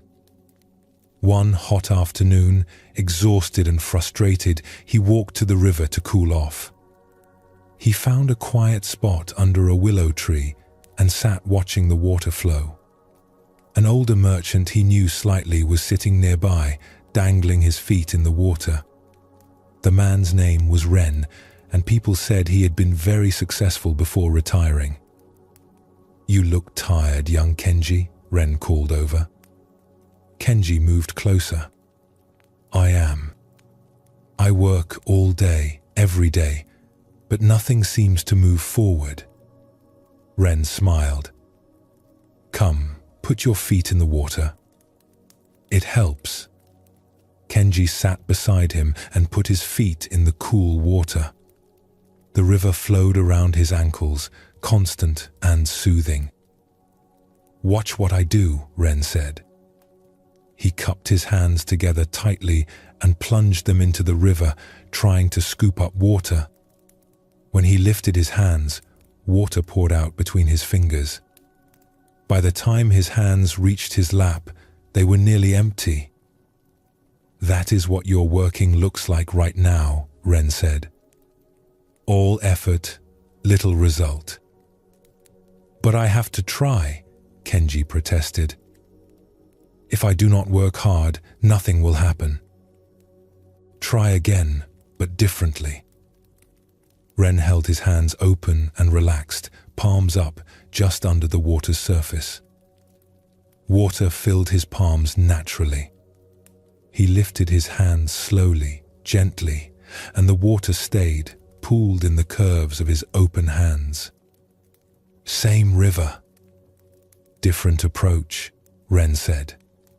He poured the water back. "One way involves force and losing what you want. The other involves openness and receiving what comes naturally." Kenji looked at his own hands. He had been clenching everything so tightly. His business, his plans, his need for success, just like those closed fists trying to capture water. "But how do I be more open?" he asked. "How do I stop trying so hard when trying is all I know?" Ren gestured at the river. "Does the river try to flow?" "No." "Does it work hard to reach the sea?" "No, it just flows naturally. And yet it gets there. Every drop eventually reaches the ocean. Not because the river pushes and forces, but because it follows the path of least resistance. It moves around obstacles. It allows the earth to guide it. It trusts the natural movement." Kenji watched the river. It did seem effortless. Even when it met rocks or fallen branches, the water simply flowed around them. No struggle, no forcing. Just constant, natural movement. "I think I've been like those rocks," Kenji said slowly. trying to make the water go where I want instead of moving with it. Ren laughed. Yes. And how well does that work for rocks? The water goes around them. They cannot control it. They just get wet and worn down by fighting what they cannot change. They sat in comfortable silence for a while. Kenji felt the water flowing past his feet. Cool. Constant. Utterly without effort. Tell me about your business, Ren said finally. What are you trying so hard to control? Kenji explained. He was trying to force customers to buy, pushing hard to close deals, working late into the night planning strategies, worrying constantly about competition. And how do customers respond to all this pushing? Ren asked. Kenji had to admit they often seemed uncomfortable. Some avoided him now. Others made excuses and left quickly. His desperate energy was probably pushing them away. What if you tried the open hands approach? Ren suggested. Instead of trying to capture customers, what if you simply offered value and allowed them to come naturally? That sounds like doing nothing, Kenji said. Is this doing nothing? Ren gestured at his open hands, still resting in the water. I am present. I am positioned correctly. I am open and ready. But I am not forcing. There is a difference between doing nothing and allowing things to happen naturally. Kenji thought about this. So I still show up. I still do my work. But I stop trying to force results? Exactly. You create conditions. You position yourself well. You offer quality. And then you trust that the right customers will come. You allow the natural flow instead of fighting against it. Over the following weeks, Kenji experimented with this approach. When customers came to his stall, instead of pushing them to buy, he simply showed them cloth and answered their questions. When they hesitated, he gave them space instead of pressuring them. When they left without buying, he did not chase them. At first, this felt wrong, like he was being too passive. But gradually, he noticed something changing. Customers seemed more comfortable around him. They started returning more often. They brought friends. His business actually began to improve. He was working less hard but getting better results. Not by forcing, but by allowing. Not by grasping, but by offering with open hands. One day, he returned to the river and found Ren there again. The open hands approach is working, Kenji said, sitting down beside him. Ren smiled. Of course it is. The river has known this secret forever. It reaches the sea not by trying, but by allowing the natural movement to carry it forward. Ren's demonstration with the water shows something most of us need to learn. Grasping and forcing often cause us to lose what we want, while openness and allowing help us receive what we need. Think about those closed fists trying to hold water. All that effort, all that trying, and the water escapes anyway. The harder you squeeze, the less you retain. This is not because you are not trying hard enough. It is because the approach itself is wrong. Open hands held gently allow water to pool naturally. Less effort. Better results. This is not about being passive or giving up. Ren still had to position his hands correctly. He still had to be present and attentive. But he was not forcing. The river provides the perfect metaphor. It flows constantly toward the sea, but it never tries to get there. It does not push or force or worry. It simply moves naturally, following the path of least resistance, trusting the process. And every drop eventually arrives. Your life has a natural flow too. There are things trying to come to you, opportunities trying to reach you, connections wanting to form. But if you are always grasping and forcing, you block that natural flow. You become like those rocks in the river, trying to control the water instead of moving with it. Think about what you are grasping as you try to sleep. Are you holding tightly to worries, trying to solve them before you can rest?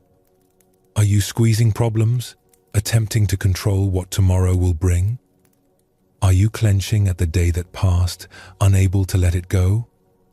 All that grasping prevents the natural flow. Sleep is trying to reach you, but your closed fists are keeping it away. What if you tried Ren's approach? Open your hands. Not literally, though you can do that too. But, metaphorically, open your grip on whatever you are trying to control. Let worries be worries without trying to solve them all tonight. Let problems be problems without trying to fix them all right now. Let the day that passed flow away like water returning to the river. This is not giving up. It is not being irresponsible. It is recognizing that some things cannot be forced. Some things can only be received. And receiving requires open hands, not clenched fists. Ren's success in business came from this understanding. He offered value with open hands and let customers come naturally. He did not chase or force. He trusted the flow, and the flow brought him what he needed. You can do the same with sleep. Offer your body rest with open hands. Create comfortable conditions. Lie down with willingness. And then release your grip. Stop trying to make it happen. Let sleep come to you naturally, the way water fills open palms. The river does not try to reach the sea. It just flows, moment by moment, trusting the natural movement. You do not need to try to reach sleep. You just need to flow with the natural process that your body already knows. Tonight, as you settle into rest, practice this release. Notice where you are grasping. Feel where your hands are clenched, literally or metaphorically. And then, gently, open them. Let whatever you are holding flow back to the river. Let your worries return to tomorrow where they belong. Let your problems rest while you rest. Open hands, open heart, open to receiving what wants to come naturally. This is not weakness. This is wisdom. The river has always known it. The water has always taught it. Now it is your turn to learn. Receive sleep tonight. Do not chase it. Do not force it. Just open your hands and let it pool naturally in the curves of your gentle allowing. On a bright morning in early summer, Kenji decided to explore a new area beyond the eastern hills. He had heard about a hot spring there and thought the walk would do him good. The day was clear, perfect for wandering. He set off with energy, enjoying the freedom of having no particular schedule. He climbed through forests, crossed streams, discovered hidden meadows. Hours passed. The landscape was beautiful, and Kenji felt alive with the adventure of it. But as afternoon came, he realized he had no idea where he was. The landmarks looked unfamiliar. The paths seemed to lead in circles. He had been so caught up in exploring that he had not paid attention to his route. He kept walking, sure he would find his way. His legs began to ache. His stomach growled. The sun moved lower in the sky. Still, he pushed forward, determined to find the hot spring, or at least the way back home. By the time he finally stumbled onto a path he recognized, his body was exhausted. His feet had blisters. His throat was dry. He had ignored all the signs that he needed to stop and rest, too focused on his goal to listen to what his body was telling him. When he finally reached his village as the sun was setting, he went straight to the well and drank deeply. The water tasted better than anything he could remember. His body had been trying to tell him he needed water for hours, but he had ignored it. The next morning, still tired and sore, Kenji went to visit Yuki, his elderly neighbor. She was in her garden, and when she saw him limping, she gestured for him to sit. "What happened to you?" she asked loudly, sitting beside him. Kenji explained his adventure and how he had pushed himself too far. Yuki shook her head. "Your body tried to tell you to stop, but you did not listen." "I wanted to reach the hot spring," Kenji said. "I thought if I just kept going, I would find it." "Your mind wanted to reach the hot spring," Yuki corrected. "Your body was telling you something different. Which one do you think knows better what you need?" Kenji had never thought about it that way. "I always listen to my mind. That is where my thoughts are, where I make decisions." Yuki picked up a piece of fruit from a basket beside her. She held it out to him. "Smell this." Kenji leaned forward and smelled it. The fruit was rotten. He pulled back immediately. "That is bad."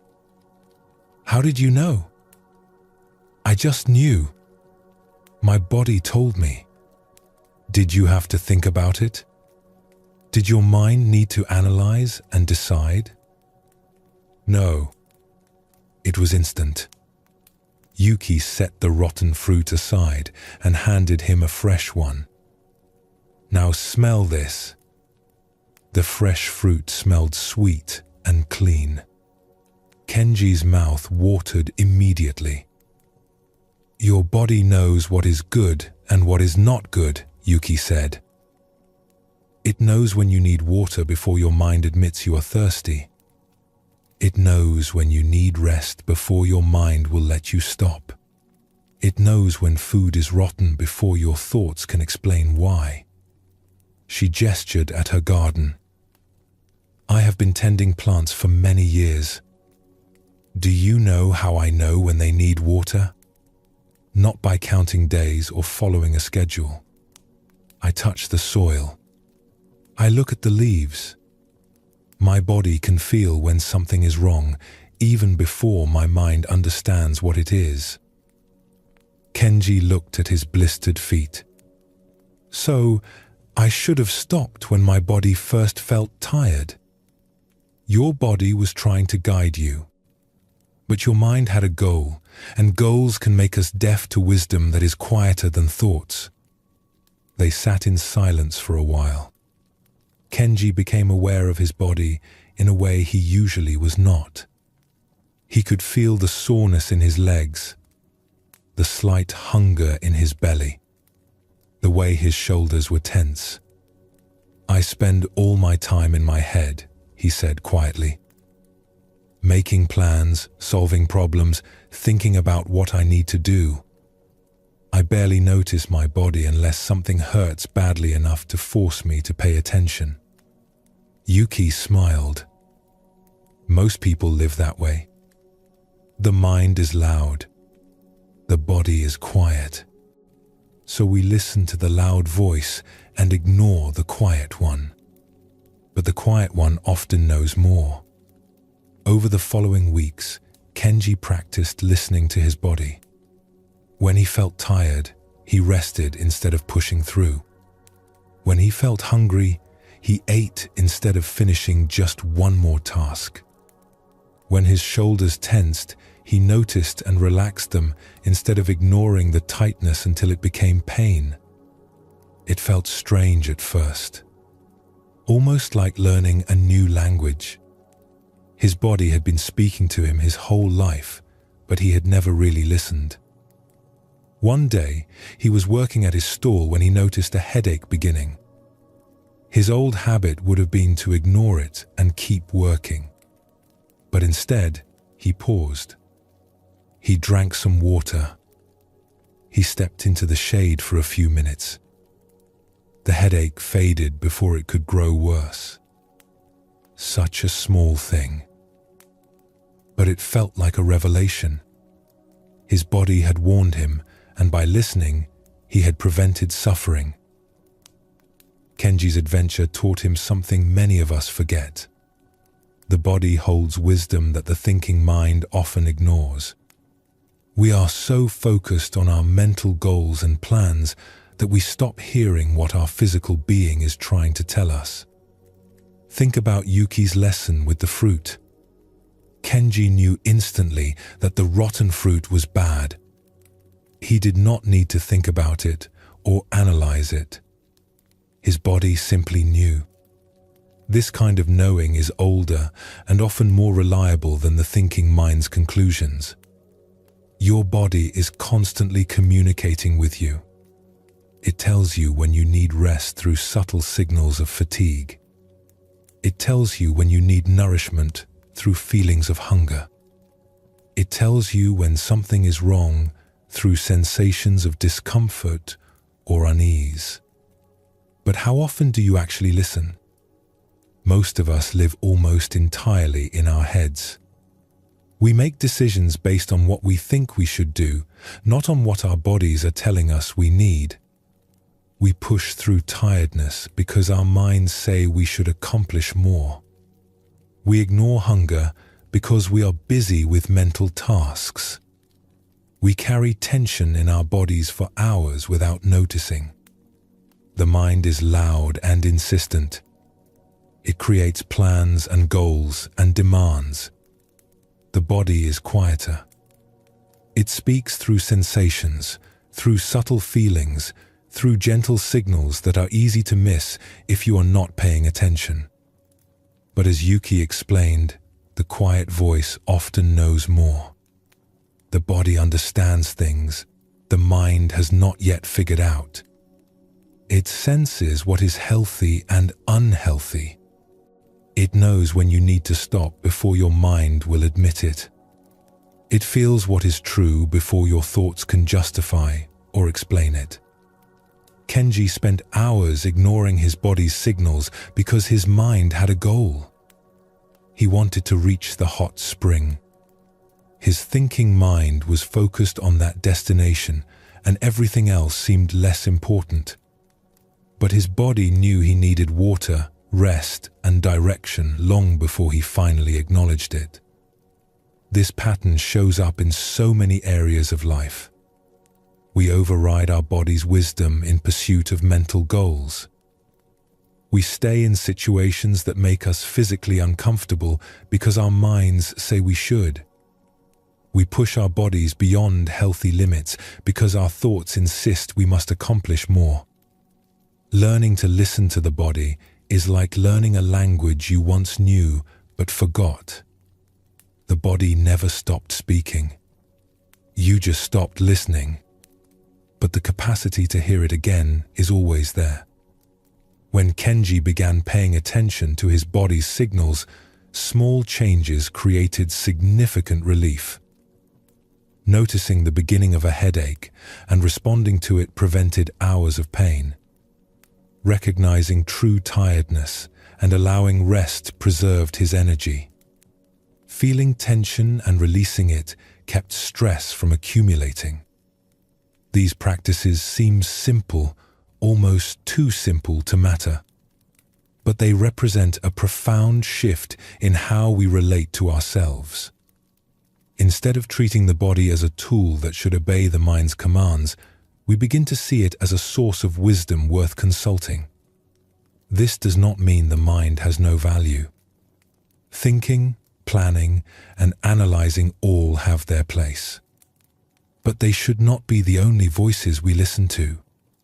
The body's quieter wisdom deserves equal attention. When you notice physical sensations, you are receiving information. Tightness in your chest might be telling you something makes you anxious. Tension in your jaw might indicate you are holding back words that need to be spoken. Heaviness in your limbs might signal you need rest more than you need to complete another task.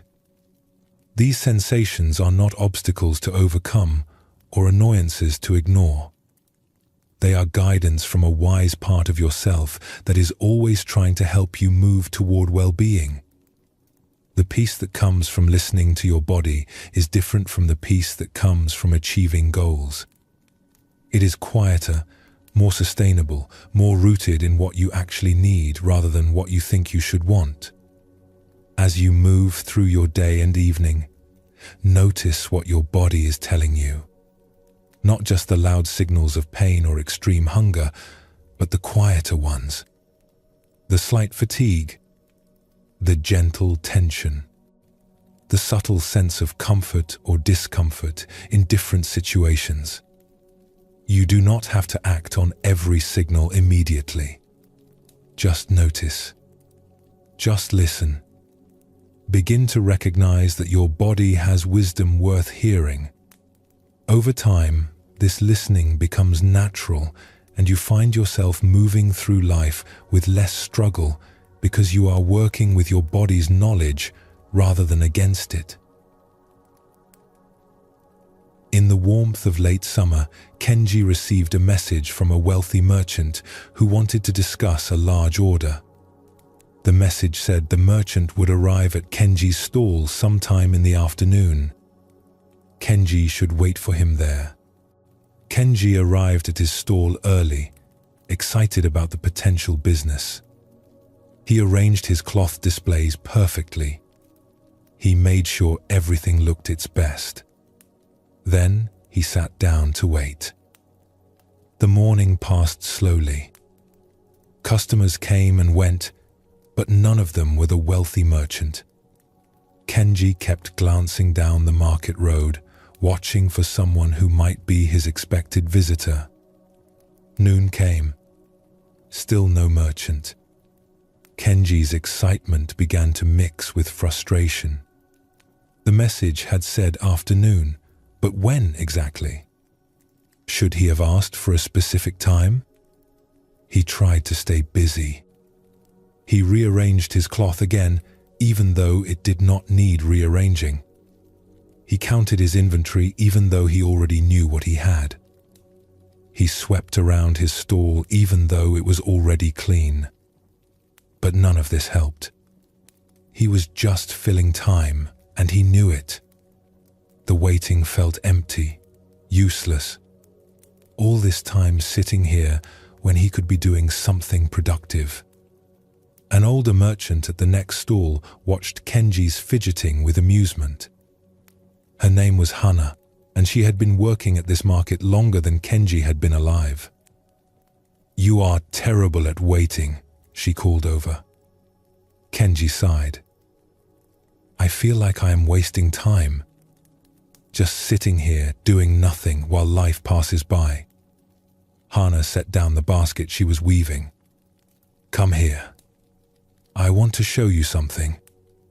Kenji walked over to her stall.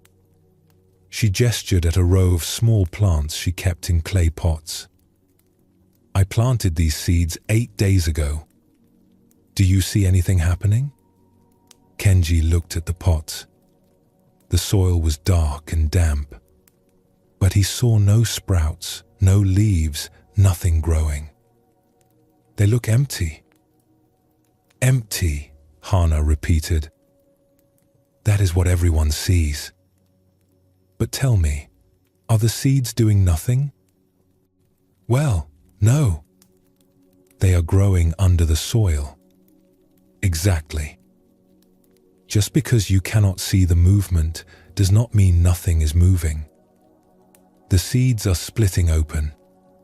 Roots are pushing down.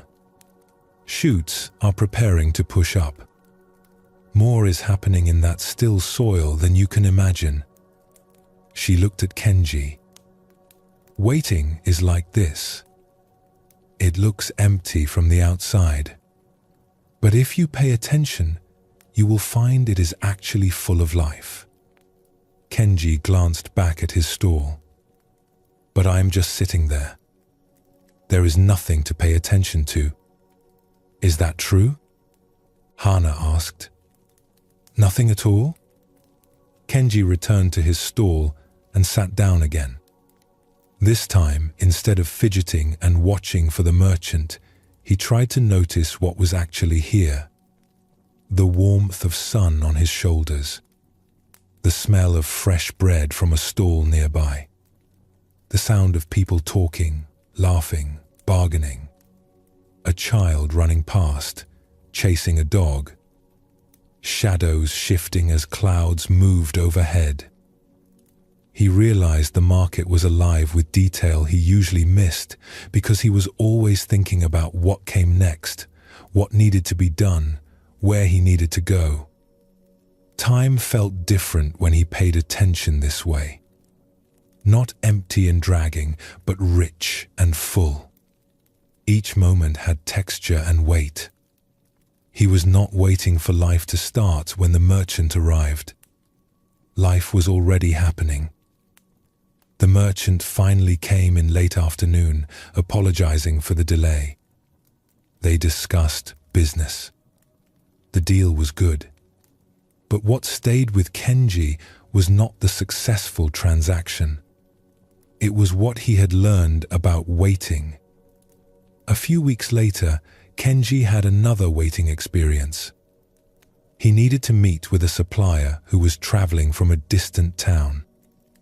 The supplier sent word that he would arrive by evening, but the roads were difficult and timing was uncertain.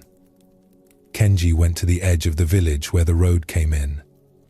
He brought a blanket and some food, expecting a long wait. But this time, he did not fight the waiting. He sat under a tree and let himself be present. He watched the road, but not anxiously. He ate his food slowly, tasting it.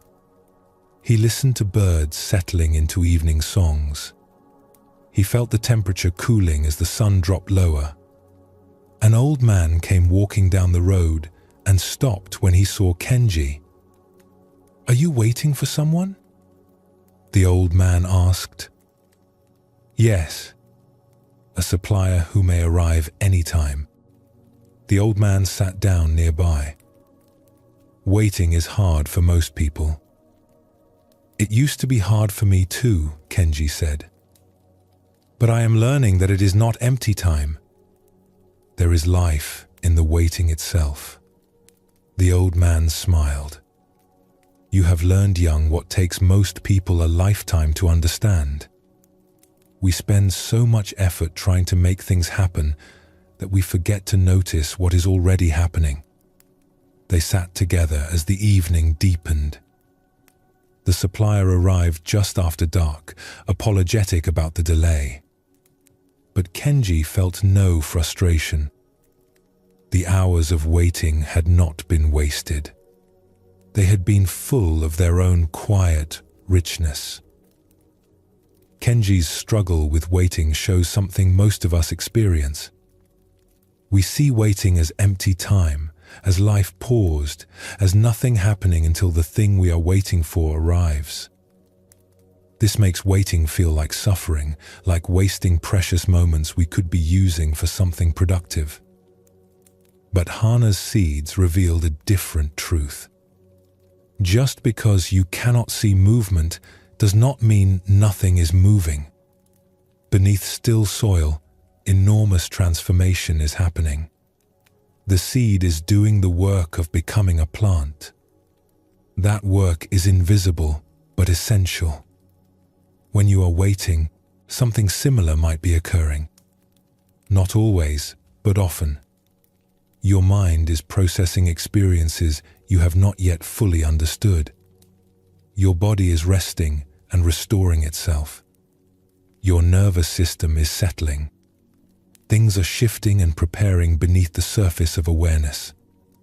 Even when nothing particular is being accomplished, life is still happening. The moment you are in is not empty just because it does not contain the thing you are waiting for. It contains everything else. The warmth of sun, the sound of voices, the movement of breath in your body, the feeling of being alive right now. We miss all of this when we are locked in impatient, waiting for the next thing. We treat the present moment as an obstacle to get through, something standing between us and what we actually want. But the present moment is not an obstacle. It is where life is actually happening. Kenji discovered this when he stopped fighting the wait and started paying attention to what was actually there. The market came alive with detail. Time felt different, not dragging but full. He was not killing time until the merchant arrived. He was living the time he had. This distinction matters deeply for finding peace. So much of our suffering comes from treating right now as insufficient, as something to endure until the better moment arrives. We wait for the weekend, for retirement, for when we finally achieve our goals, for when circumstances improve. We are always waiting for life to really begin. But life is not waiting. It is happening now, in these moments we dismiss as empty or transitional. The real opportunity is not in what we are waiting for. It is in learning to be fully present to what is already here. This does not mean you should not have goals or look forward to things. The merchant Kenji was waiting for represented real opportunity. The supplier was bringing goods he needed. Waiting for these things made practical sense. But waiting does not have to be suffering. It does not have to feel empty. When you can be present to the richness of the moment you are actually in, waiting becomes something different. Not emptiness, but fullness. Not life paused, but life happening in a quieter key. Think about how often you are waiting for something. Waiting for a decision, for a person, for circumstances to change, for clarity to come. If you treat all that waiting as empty time, you lose huge portions of your life to impatience and frustration. But what if you could find the richness in waiting itself? Not by pretending you do not want what you are waiting for, but by recognizing that the present moment has its own value regardless of what comes next. The seeds under the soil are not trying to rush their transformation. They are doing what seeds do at the pace that transformation requires. Some processes cannot be hurried. Some waiting cannot be eliminated. The only choice is whether to suffer through it or to find what is valuable in it. When you stop treating waiting as an enemy and start seeing it as part of life's rhythm, something shifts. You are no longer constantly frustrated by the gaps between what you want and what you have. You can rest in the actual moment, which is the only moment you truly have anyway. The peace this brings is not dramatic. It does not solve problems or change circumstances, but it removes a layer of unnecessary suffering. You stop fighting against time itself. You stop resenting the present moment for not being the future moment.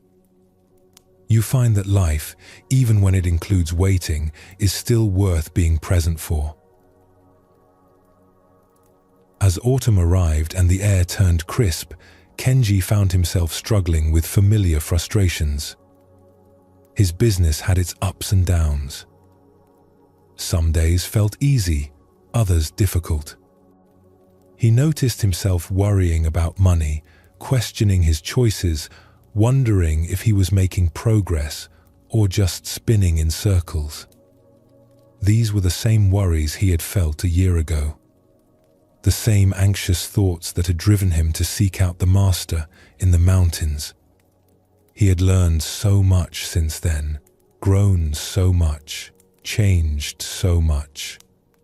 Yet, here he was again, feeling uncertain and lost.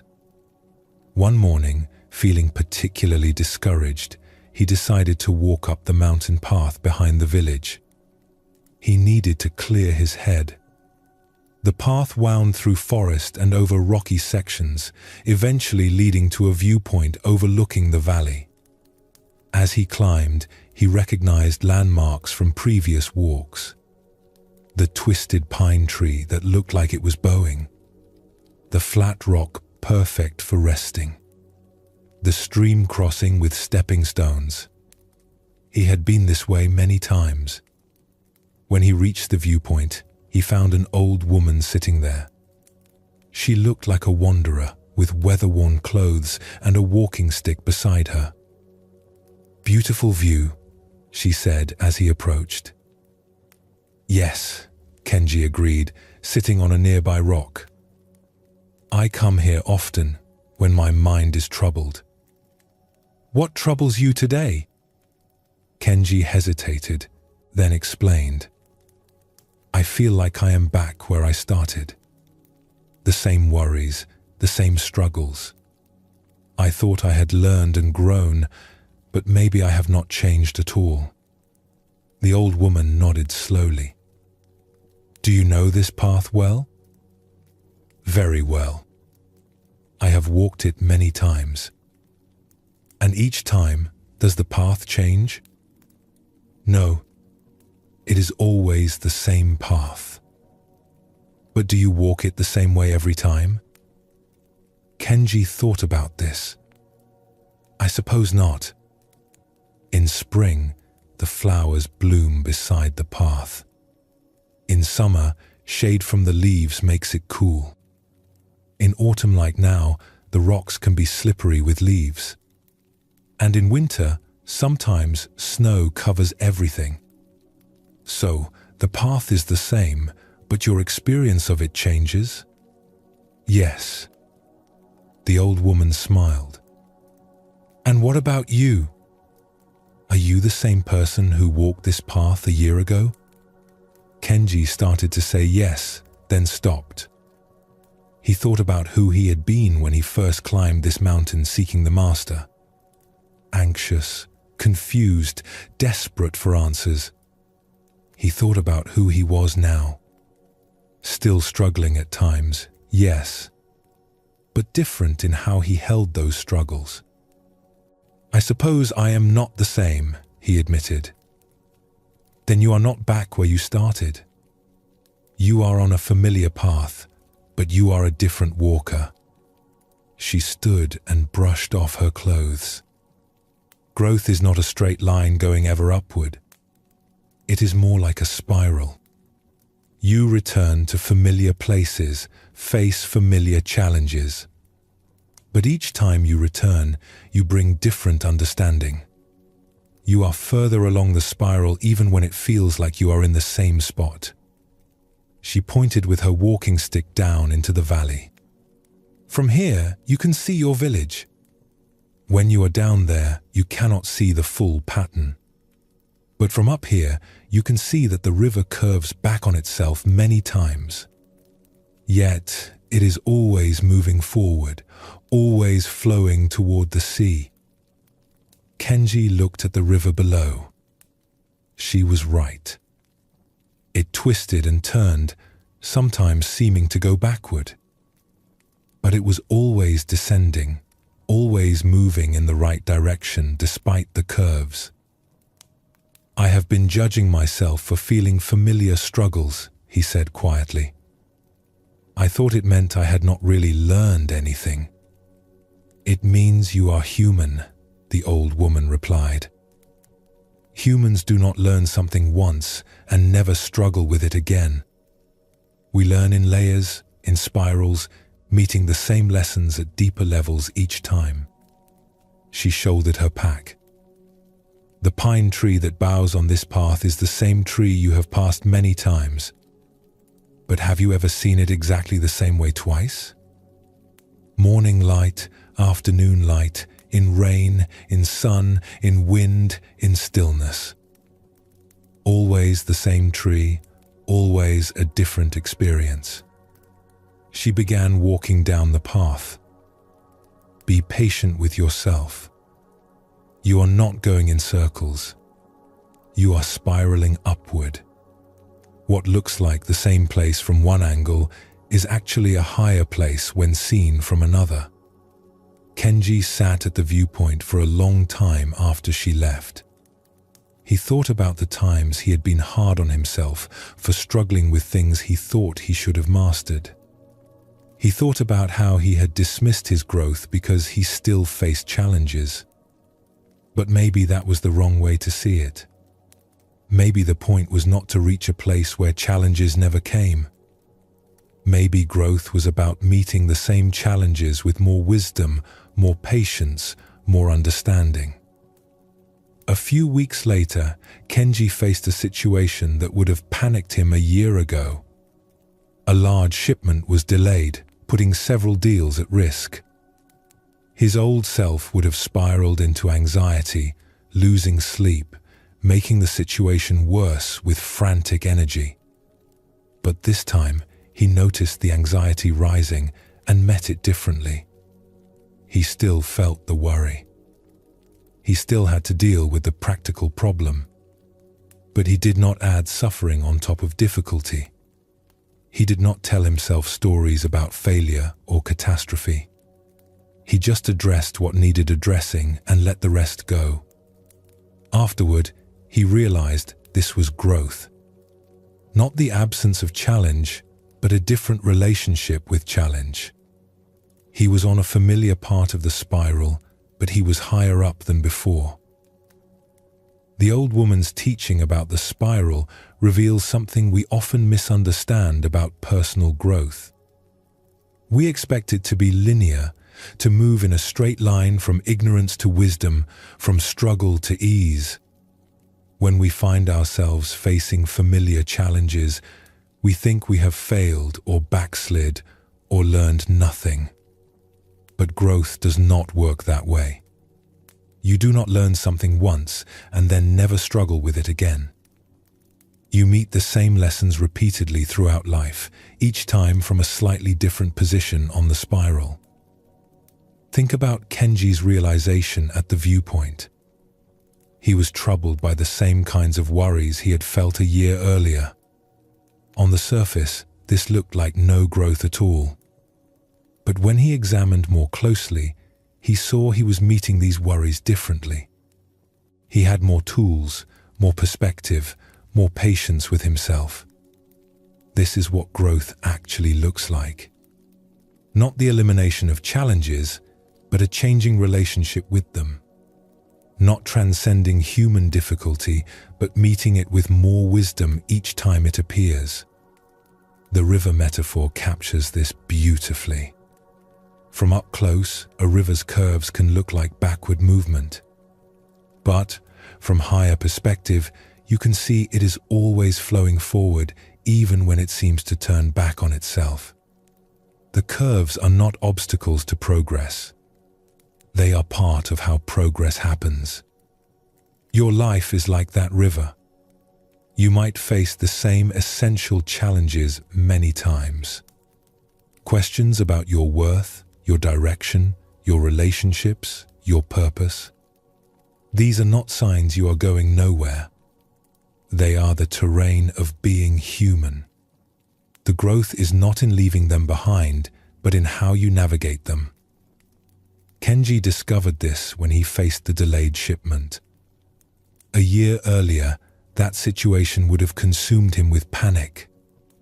This time, he still felt worry, but he did not add layers of suffering on top of the practical challenge.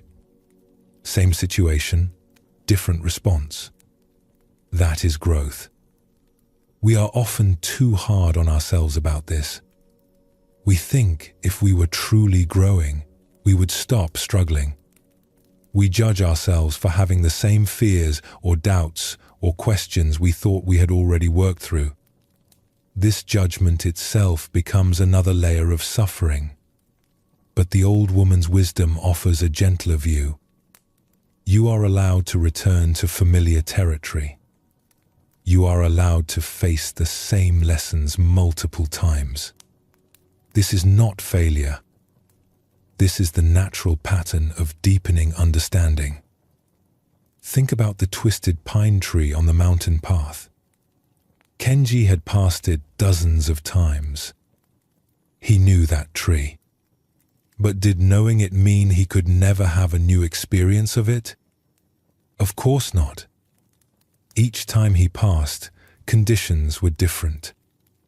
Light, weather, season, his own mood. The familiarity did not prevent fresh seeing. Your challenges are like that tree. Yes, you have met them before. Yes, they are familiar. But each meeting is also new because you are new. You bring different understanding, different capacity, different perspective than last time. The peace that comes from recognizing this pattern is significant. You can stop berating yourself for not having transcended all difficulty. You can stop thinking something is wrong with you because you still struggle with familiar issues. You can recognize that spiraling through familiar territory at deeper levels is exactly how growth happens. This recognition also brings patience. If you understand that growth is a spiral rather than a line, you can be gentler with yourself when you meet old challenges.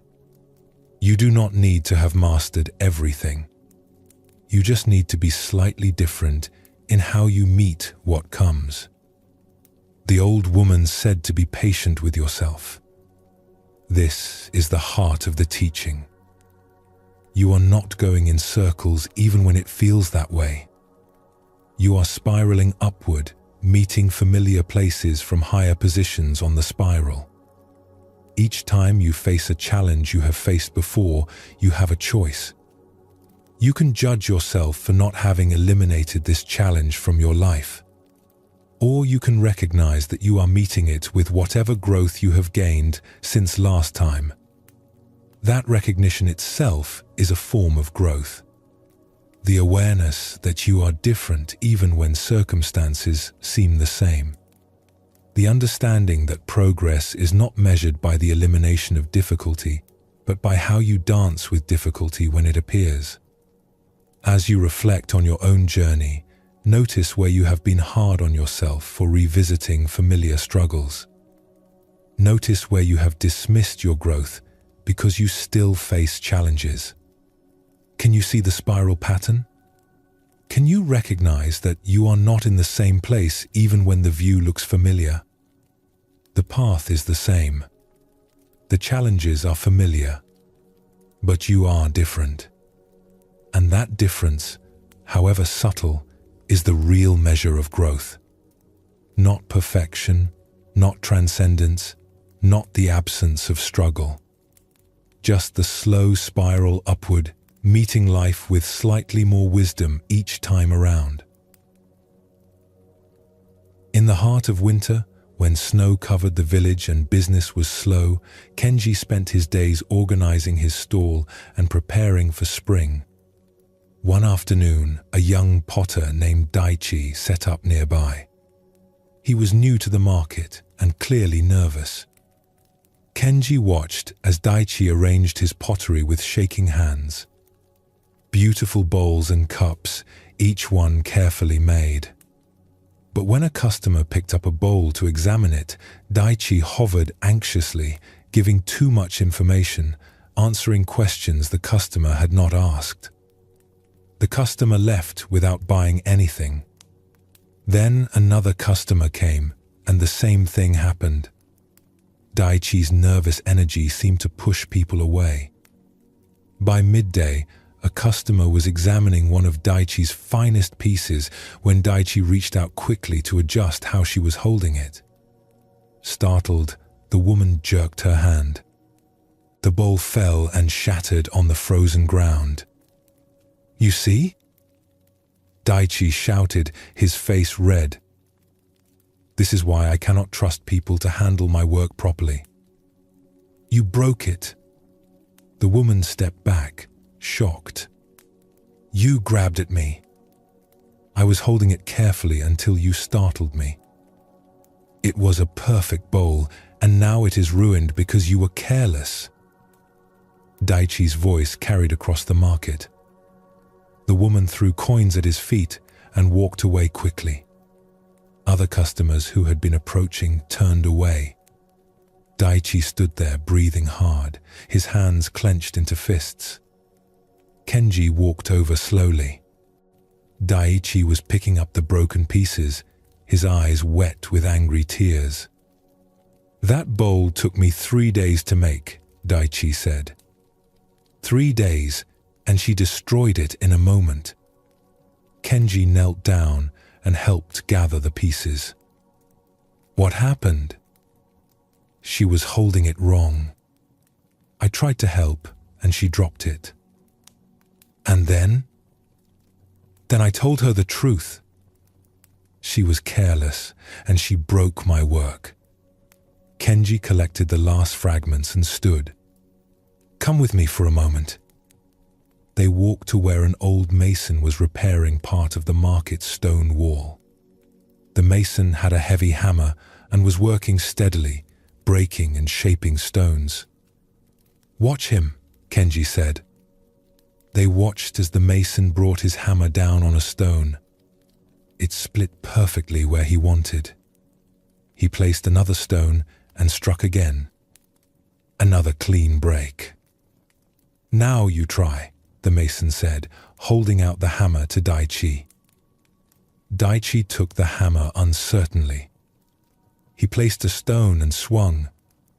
The hammer glanced off, barely chipping it. He swung harder. The stone cracked wrong, splintering instead of splitting clean. "You are terrible at this," the mason said flatly. Daichi's face flushed. "I have never done it before." "That is no excuse. The stone is stone. The hammer is a hammer. You simply do not have the skill." Kenji saw Daichi's hands tighten on the hammer. His jaw clenched. For a moment, it looked like he might throw the hammer or storm off. But then something in his expression changed. He looked at the hammer, then at the mason. "You are right," Daichi said quietly. He handed back the hammer. "I do not have the skill, but the way you said it made me want to hit you with that hammer instead of the stone." The mason laughed, surprised. "Now you are learning.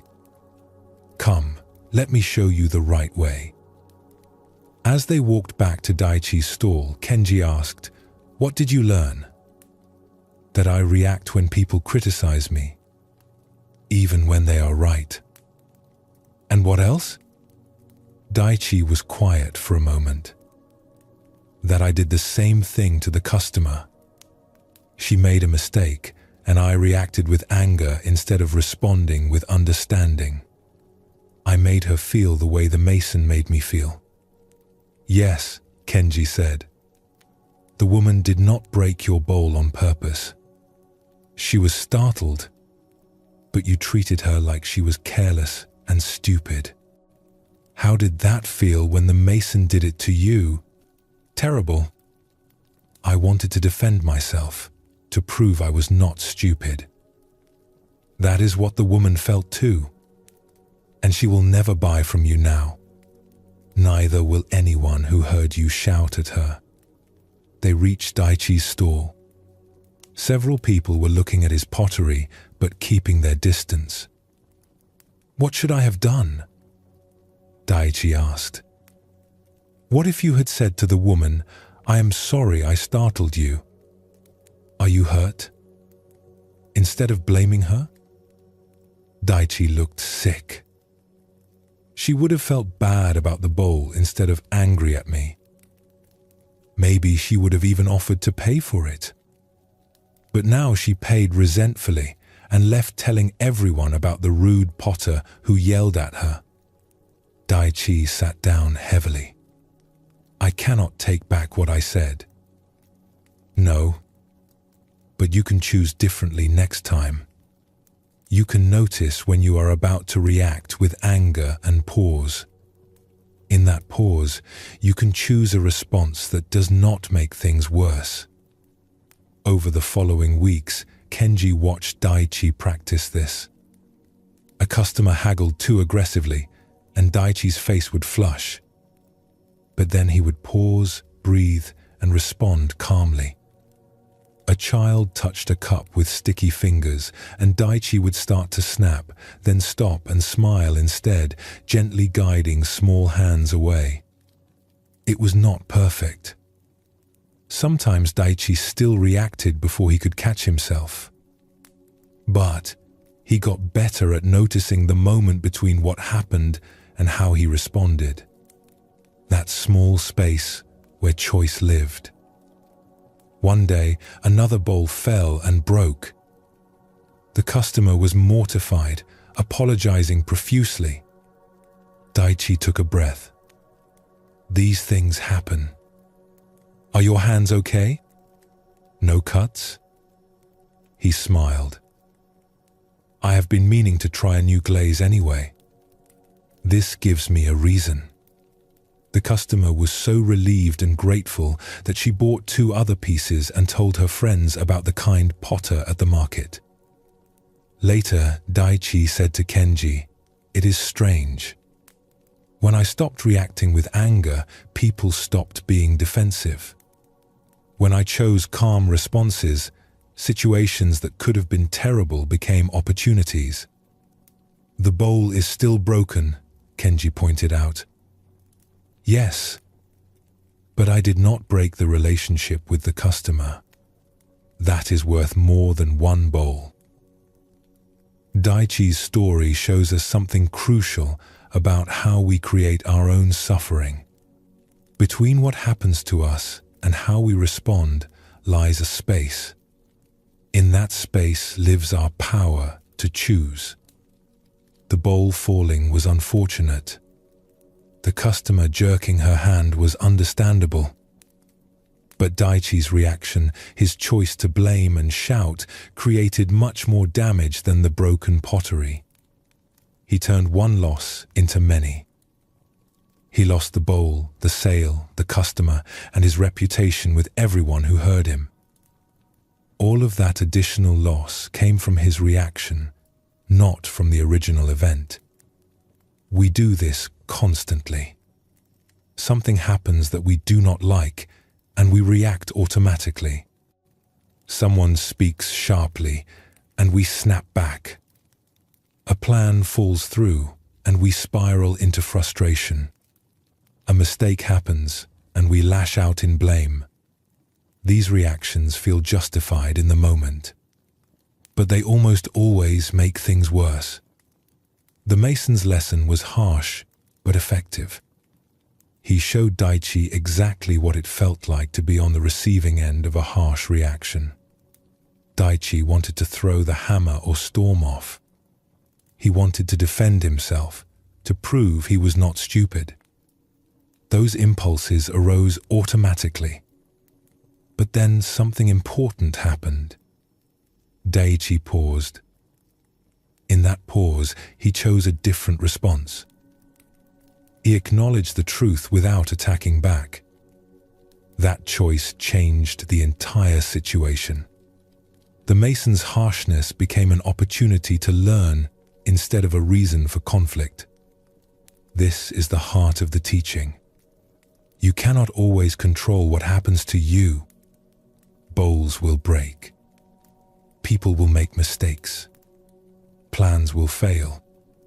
Life will present difficulties. But you can always choose how you respond. The choice is not always easy. Daichi had to practice for weeks, and he still sometimes failed. But he got better at recognizing that space between stimulus and response. That tiny moment where choice lives. Think about your own reactions. How often do you respond to difficulty with automatic patterns that make things worse? How often does your quick anger or defensiveness or blame create new problems on top of the original one? The broken bowl was a loss, but Daichi's shouting turned it into something much bigger. When he learned to pause and choose his response, the next broken bowl became something smaller. An unfortunate accident that he handled with grace. The customer who broke the second bowl became a loyal buyer because of how Daichi responded. That would never have happened if he had reacted with anger. His choice to respond with kindness created value where his reaction had previously created harm. This is not about being perfect or never feeling angry. Daichi still felt the flash of frustration when the second bowl broke. The feeling is not the problem. The problem is reacting from that feeling without choosing your response. You can feel anger and still speak calmly. You can feel frustrated and still respond with patience. You can feel hurt and still choose not to hurt back. The feeling and the response are not the same thing. When you recognize this, you gain access to real freedom. You are no longer a puppet of your impulses, automatically reacting to whatever happens. You can feel what you feel and still choose what serves you and others better. This choice becomes easier with practice. At first, you might only notice after you have already reacted badly. That is fine. Noticing afterward is the first step. Then you start catching yourself during the reaction. Eventually, you might notice the impulse before you act on it. Each time you successfully pause and choose, you strengthen that capacity. The space between what happens and how you respond grows a little wider. Your reactions have less power over you. Your choices have more. The peace this brings is profound. When you stop reacting automatically to every difficulty, life becomes less chaotic. You still face challenges, but you do not multiply them with your own reactivity. You can meet what comes with more steadiness and wisdom. As spring approached, Kenji prepared for his busiest season. He had arranged a large shipment of fine cloth from a supplier in a distant province. The cloth was expensive, but he knew it would sell well when the wealthy families began ordering new robes for the festival season. The supplier promised delivery in 2 weeks. Kenji planned his entire spring around that timing. He turned down other opportunities, saved money for the purchase, and told customers when they could expect the special cloth. 2 weeks passed. No delivery. Kenji sent a message asking about the delay. The reply came back vague. Roads were difficult. Weather had been poor. The shipment would come soon. Another week passed. Then another. Kenji grew increasingly anxious. He had made commitments based on that delivery. Customers were asking when the cloth would arrive.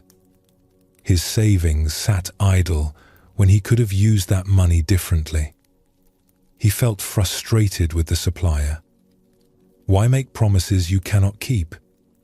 Why not send accurate updates? His mind spun stories about being cheated or forgotten. One morning, as he sat at his empty stall, Yuki came by with a basket of herbs. "You look troubled," she said loudly. Kenji explained about the delayed delivery. "Nothing is going according to plan. I should have used that money for something else. I should have taken the other opportunities. This delay is ruining my spring." Yuki set down her basket. "Let me tell you something. Last year, I planted my herb garden in early spring like always. But then we had that late freeze, remember? It killed half my plants. I was so angry. All that work, all those seeds, destroyed. I remember, Kenji said. That was terrible timing. I thought so too. But here is what I did not know. The freeze also killed a pest that had been spreading through the region. If my herbs had already been growing strong, that pest would have destroyed them completely. The freeze saved my garden by killing my plants before the pest could. She picked up a dried herb and crumbled it between her fingers. I also did not know that one of my customers was traveling during that time. If I had had herbs to sell, she would have bought from someone else.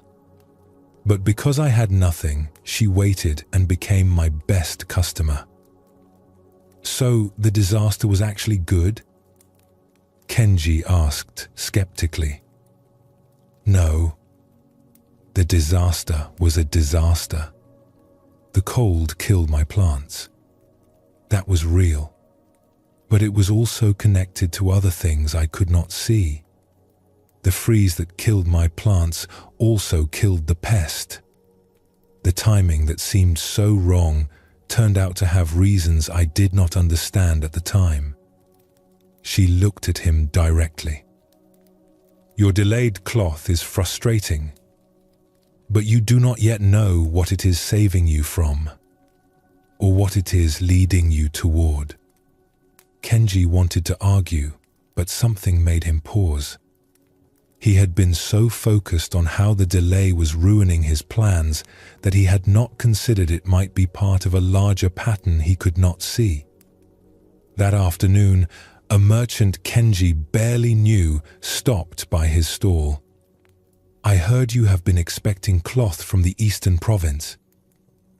Yes, but it has been delayed for weeks, Kenji said. The merchant looked uncomfortable. I need to tell you something.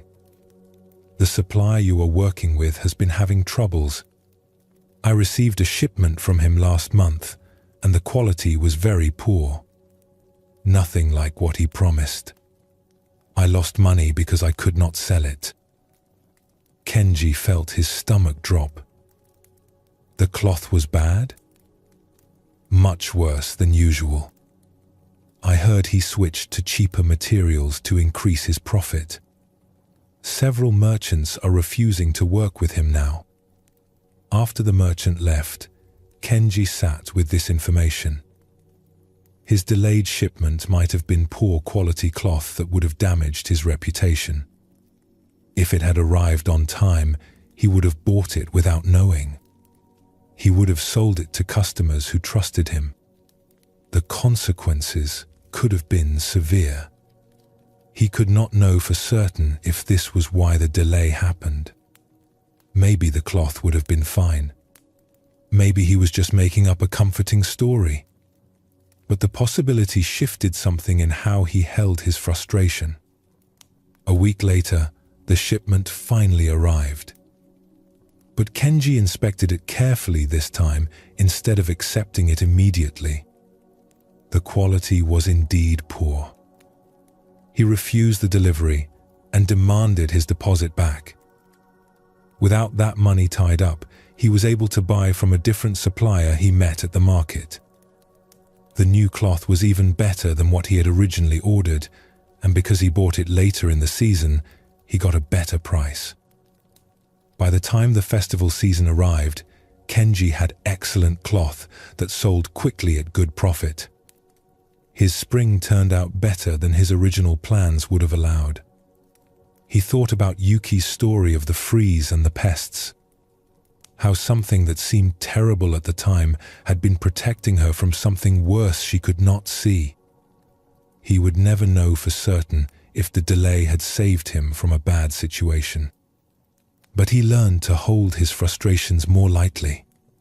When things did not go according to plan, instead of immediately seeing disaster, he would think, I do not yet know what pattern this is part of. Sometimes delays were just delays. Sometimes plans fell through for no good reason. But sometimes, more often than he would have guessed, what seemed to be working against him was actually working for him in ways he could only see later. This did not mean pretending to be happy when things were difficult, but it meant not adding suffering on top of difficulty by insisting he knew what everything meant before time revealed the larger pattern. Kenji's delayed shipment reveals something important about how we judge our experiences. We think we know what is good and what is bad based on our immediate wants and plans. But we are seeing from a very limited perspective. The delay frustrated Kenji because it disrupted his plans. From his position, it looked like pure problem, pure obstacle. He could not see that the cloth he was waiting for was poor quality. He could not see that the delay was protecting him from a situation that would have cost him much more than waiting cost. Yuki's story about the freeze that killed her herbs showed the same pattern. From inside the moment, it looked like disaster. She had lost work, lost seeds, lost time. Only later could she see that the freeze had also killed a pest and created timing that led to her best customer. This does not mean everything that seems bad is secretly good. That kind of thinking dismisses real suffering and real injustice. Sometimes terrible things are just terrible, but it means we often judge situations before we can see the full pattern they are part of. We are like someone looking at a tiny piece of a large tapestry. From our close perspective, we see random threads and cannot make out the design. We declare some threads wrong or ugly based on our limited view. But step back far enough, and those same threads are essential to the larger beauty. The hard part is that we cannot step back while we are living through something. We are always inside the moment, making judgments without seeing the whole. This is not a problem we can solve. We will never have complete perspective while we are in the middle of life. But we can hold our judgments more lightly. We can recognize that our certainty about what things mean is based on very partial information. We can create space for the possibility that we do not yet understand the full pattern. This does not mean passive acceptance of everything that happens. Kenji still had to make decisions. He had to deal with the practical reality of the delay. He still felt frustrated and anxious. The teaching is not about pretending. Difficulty does not exist. But he could hold that difficulty without adding the extra suffering of being certain it was all bad, all wrong, all disaster. He could acknowledge, I do not like this delay, and I do not yet know what pattern it is part of. Both true at once. When he learned the cloth was poor quality, the pattern began to reveal itself. The delay that had seemed like pure obstacle had actually prevented a much worse situation. But even if he had never learned that, even if the delay had been meaningless, the practice of holding his judgments lightly would still have brought more peace. Because the suffering we create, by insisting we know what everything means, is often worse than the actual difficulty we face. Kenji's anxiety about the delay was worse than the delay itself. His stories about being cheated and forgotten were worse than not knowing why things were taking longer. When you can say, I do not yet know what this means, instead of, I know this is terrible, you remove layers of suffering you were adding to actual circumstances. The circumstances might still be difficult, but at least you are not making them worse with premature judgments about patterns you cannot yet see. This practice brings a particular kind of peace. Not the peace of everything going according to plan, but the peace of trusting that you cannot see the whole picture yet. The peace of knowing that what seems wrong today might be revealed as right later. or might just be what happened without being either good or bad in some cosmic sense. Life is more complex than our immediate judgments can capture. The delay that ruins your plans might be protecting you from something you cannot see. The opportunity that falls through might be making room for something better. The difficulty you face today might be teaching you something you will need tomorrow. Or it might not. You do not know. And that not knowing, held gently instead of anxiously, creates space for peace to emerge even in uncertainty. As you reflect on your own life, notice where you are absolutely certain about what things mean. Where you have decided something is purely bad, purely obstacle, purely wrong. What if you soften that certainty just a little? Not to false optimism, not to pretending difficulty is not real, but to genuine recognition that you cannot see the full pattern from where you stand. I do not yet know what this is part of. That simple acknowledgement can shift your relationship with difficulty in ways that bring more peace than having all the answers ever could. The tapestry is being woven. You are one thread among many. Trust that there might be a pattern larger than what you can currently see. And in that trust, find the peace of not having to know everything before you can rest in the midst of it. As you settle into rest tonight, you do not need to hold on to these teachings. Let them go. Trust that what needs to stay with you will stay. Trust that wisdom works in you even when you are not thinking about it. Let your breathing slow and deepen. Feel the weight of your body being held. Notice that you are safe right now, in this moment. Whatever tomorrow brings, you can meet it with the wisdom you have touched tonight. The masters and teachers in these stories learn that peace is not something to achieve, but something to uncover. It is always here, beneath the noise of thinking, beneath the layers of effort and grasping and worry. It has been here all along, patient and steady, waiting for you to recognize it. Tonight, let yourself recognize it. Not as a concept, but as a living presence. The peace that was here before your problems began and will be here after they resolve. The peace that needs nothing from you except your willingness to stop fighting long enough to feel it. Sleep well. Rest deeply. And know that the wisdom of these ancient teachings moves through you now, supporting your rest, guiding you toward the deep peace that is your natural home. You have traveled far tonight, not in distance but in understanding. Through Kenji's journey, you have walked paths that countless seekers have walked before. Each story has offered a doorway to peace, a way of seeing that can lighten the burdens we all carry. These teachings from Zen Buddhism are not meant to be grasped tightly or memorized perfectly. They are meant to settle in you the way rain settles into earth.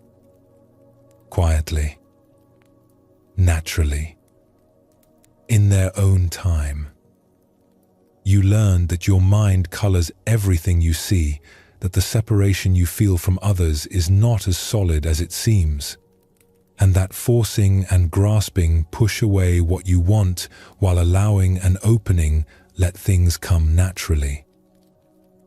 You discovered that your body holds wisdom your thinking mind often ignores, that difficulties might be part of larger patterns you cannot yet see, and that between what happens and how you respond lives a space where real freedom waits.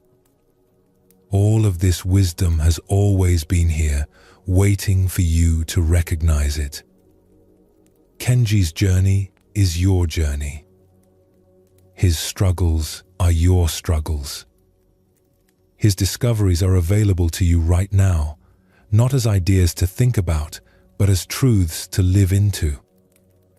As you settle into rest tonight, You do not need to hold on to these teachings. Let them go. Trust that what needs to stay with you will stay. Trust that wisdom works in you even when you are not thinking about it. Your day is complete. Your work is done for now. Sleep well, and thank you for joining us here at Sleepy Monk.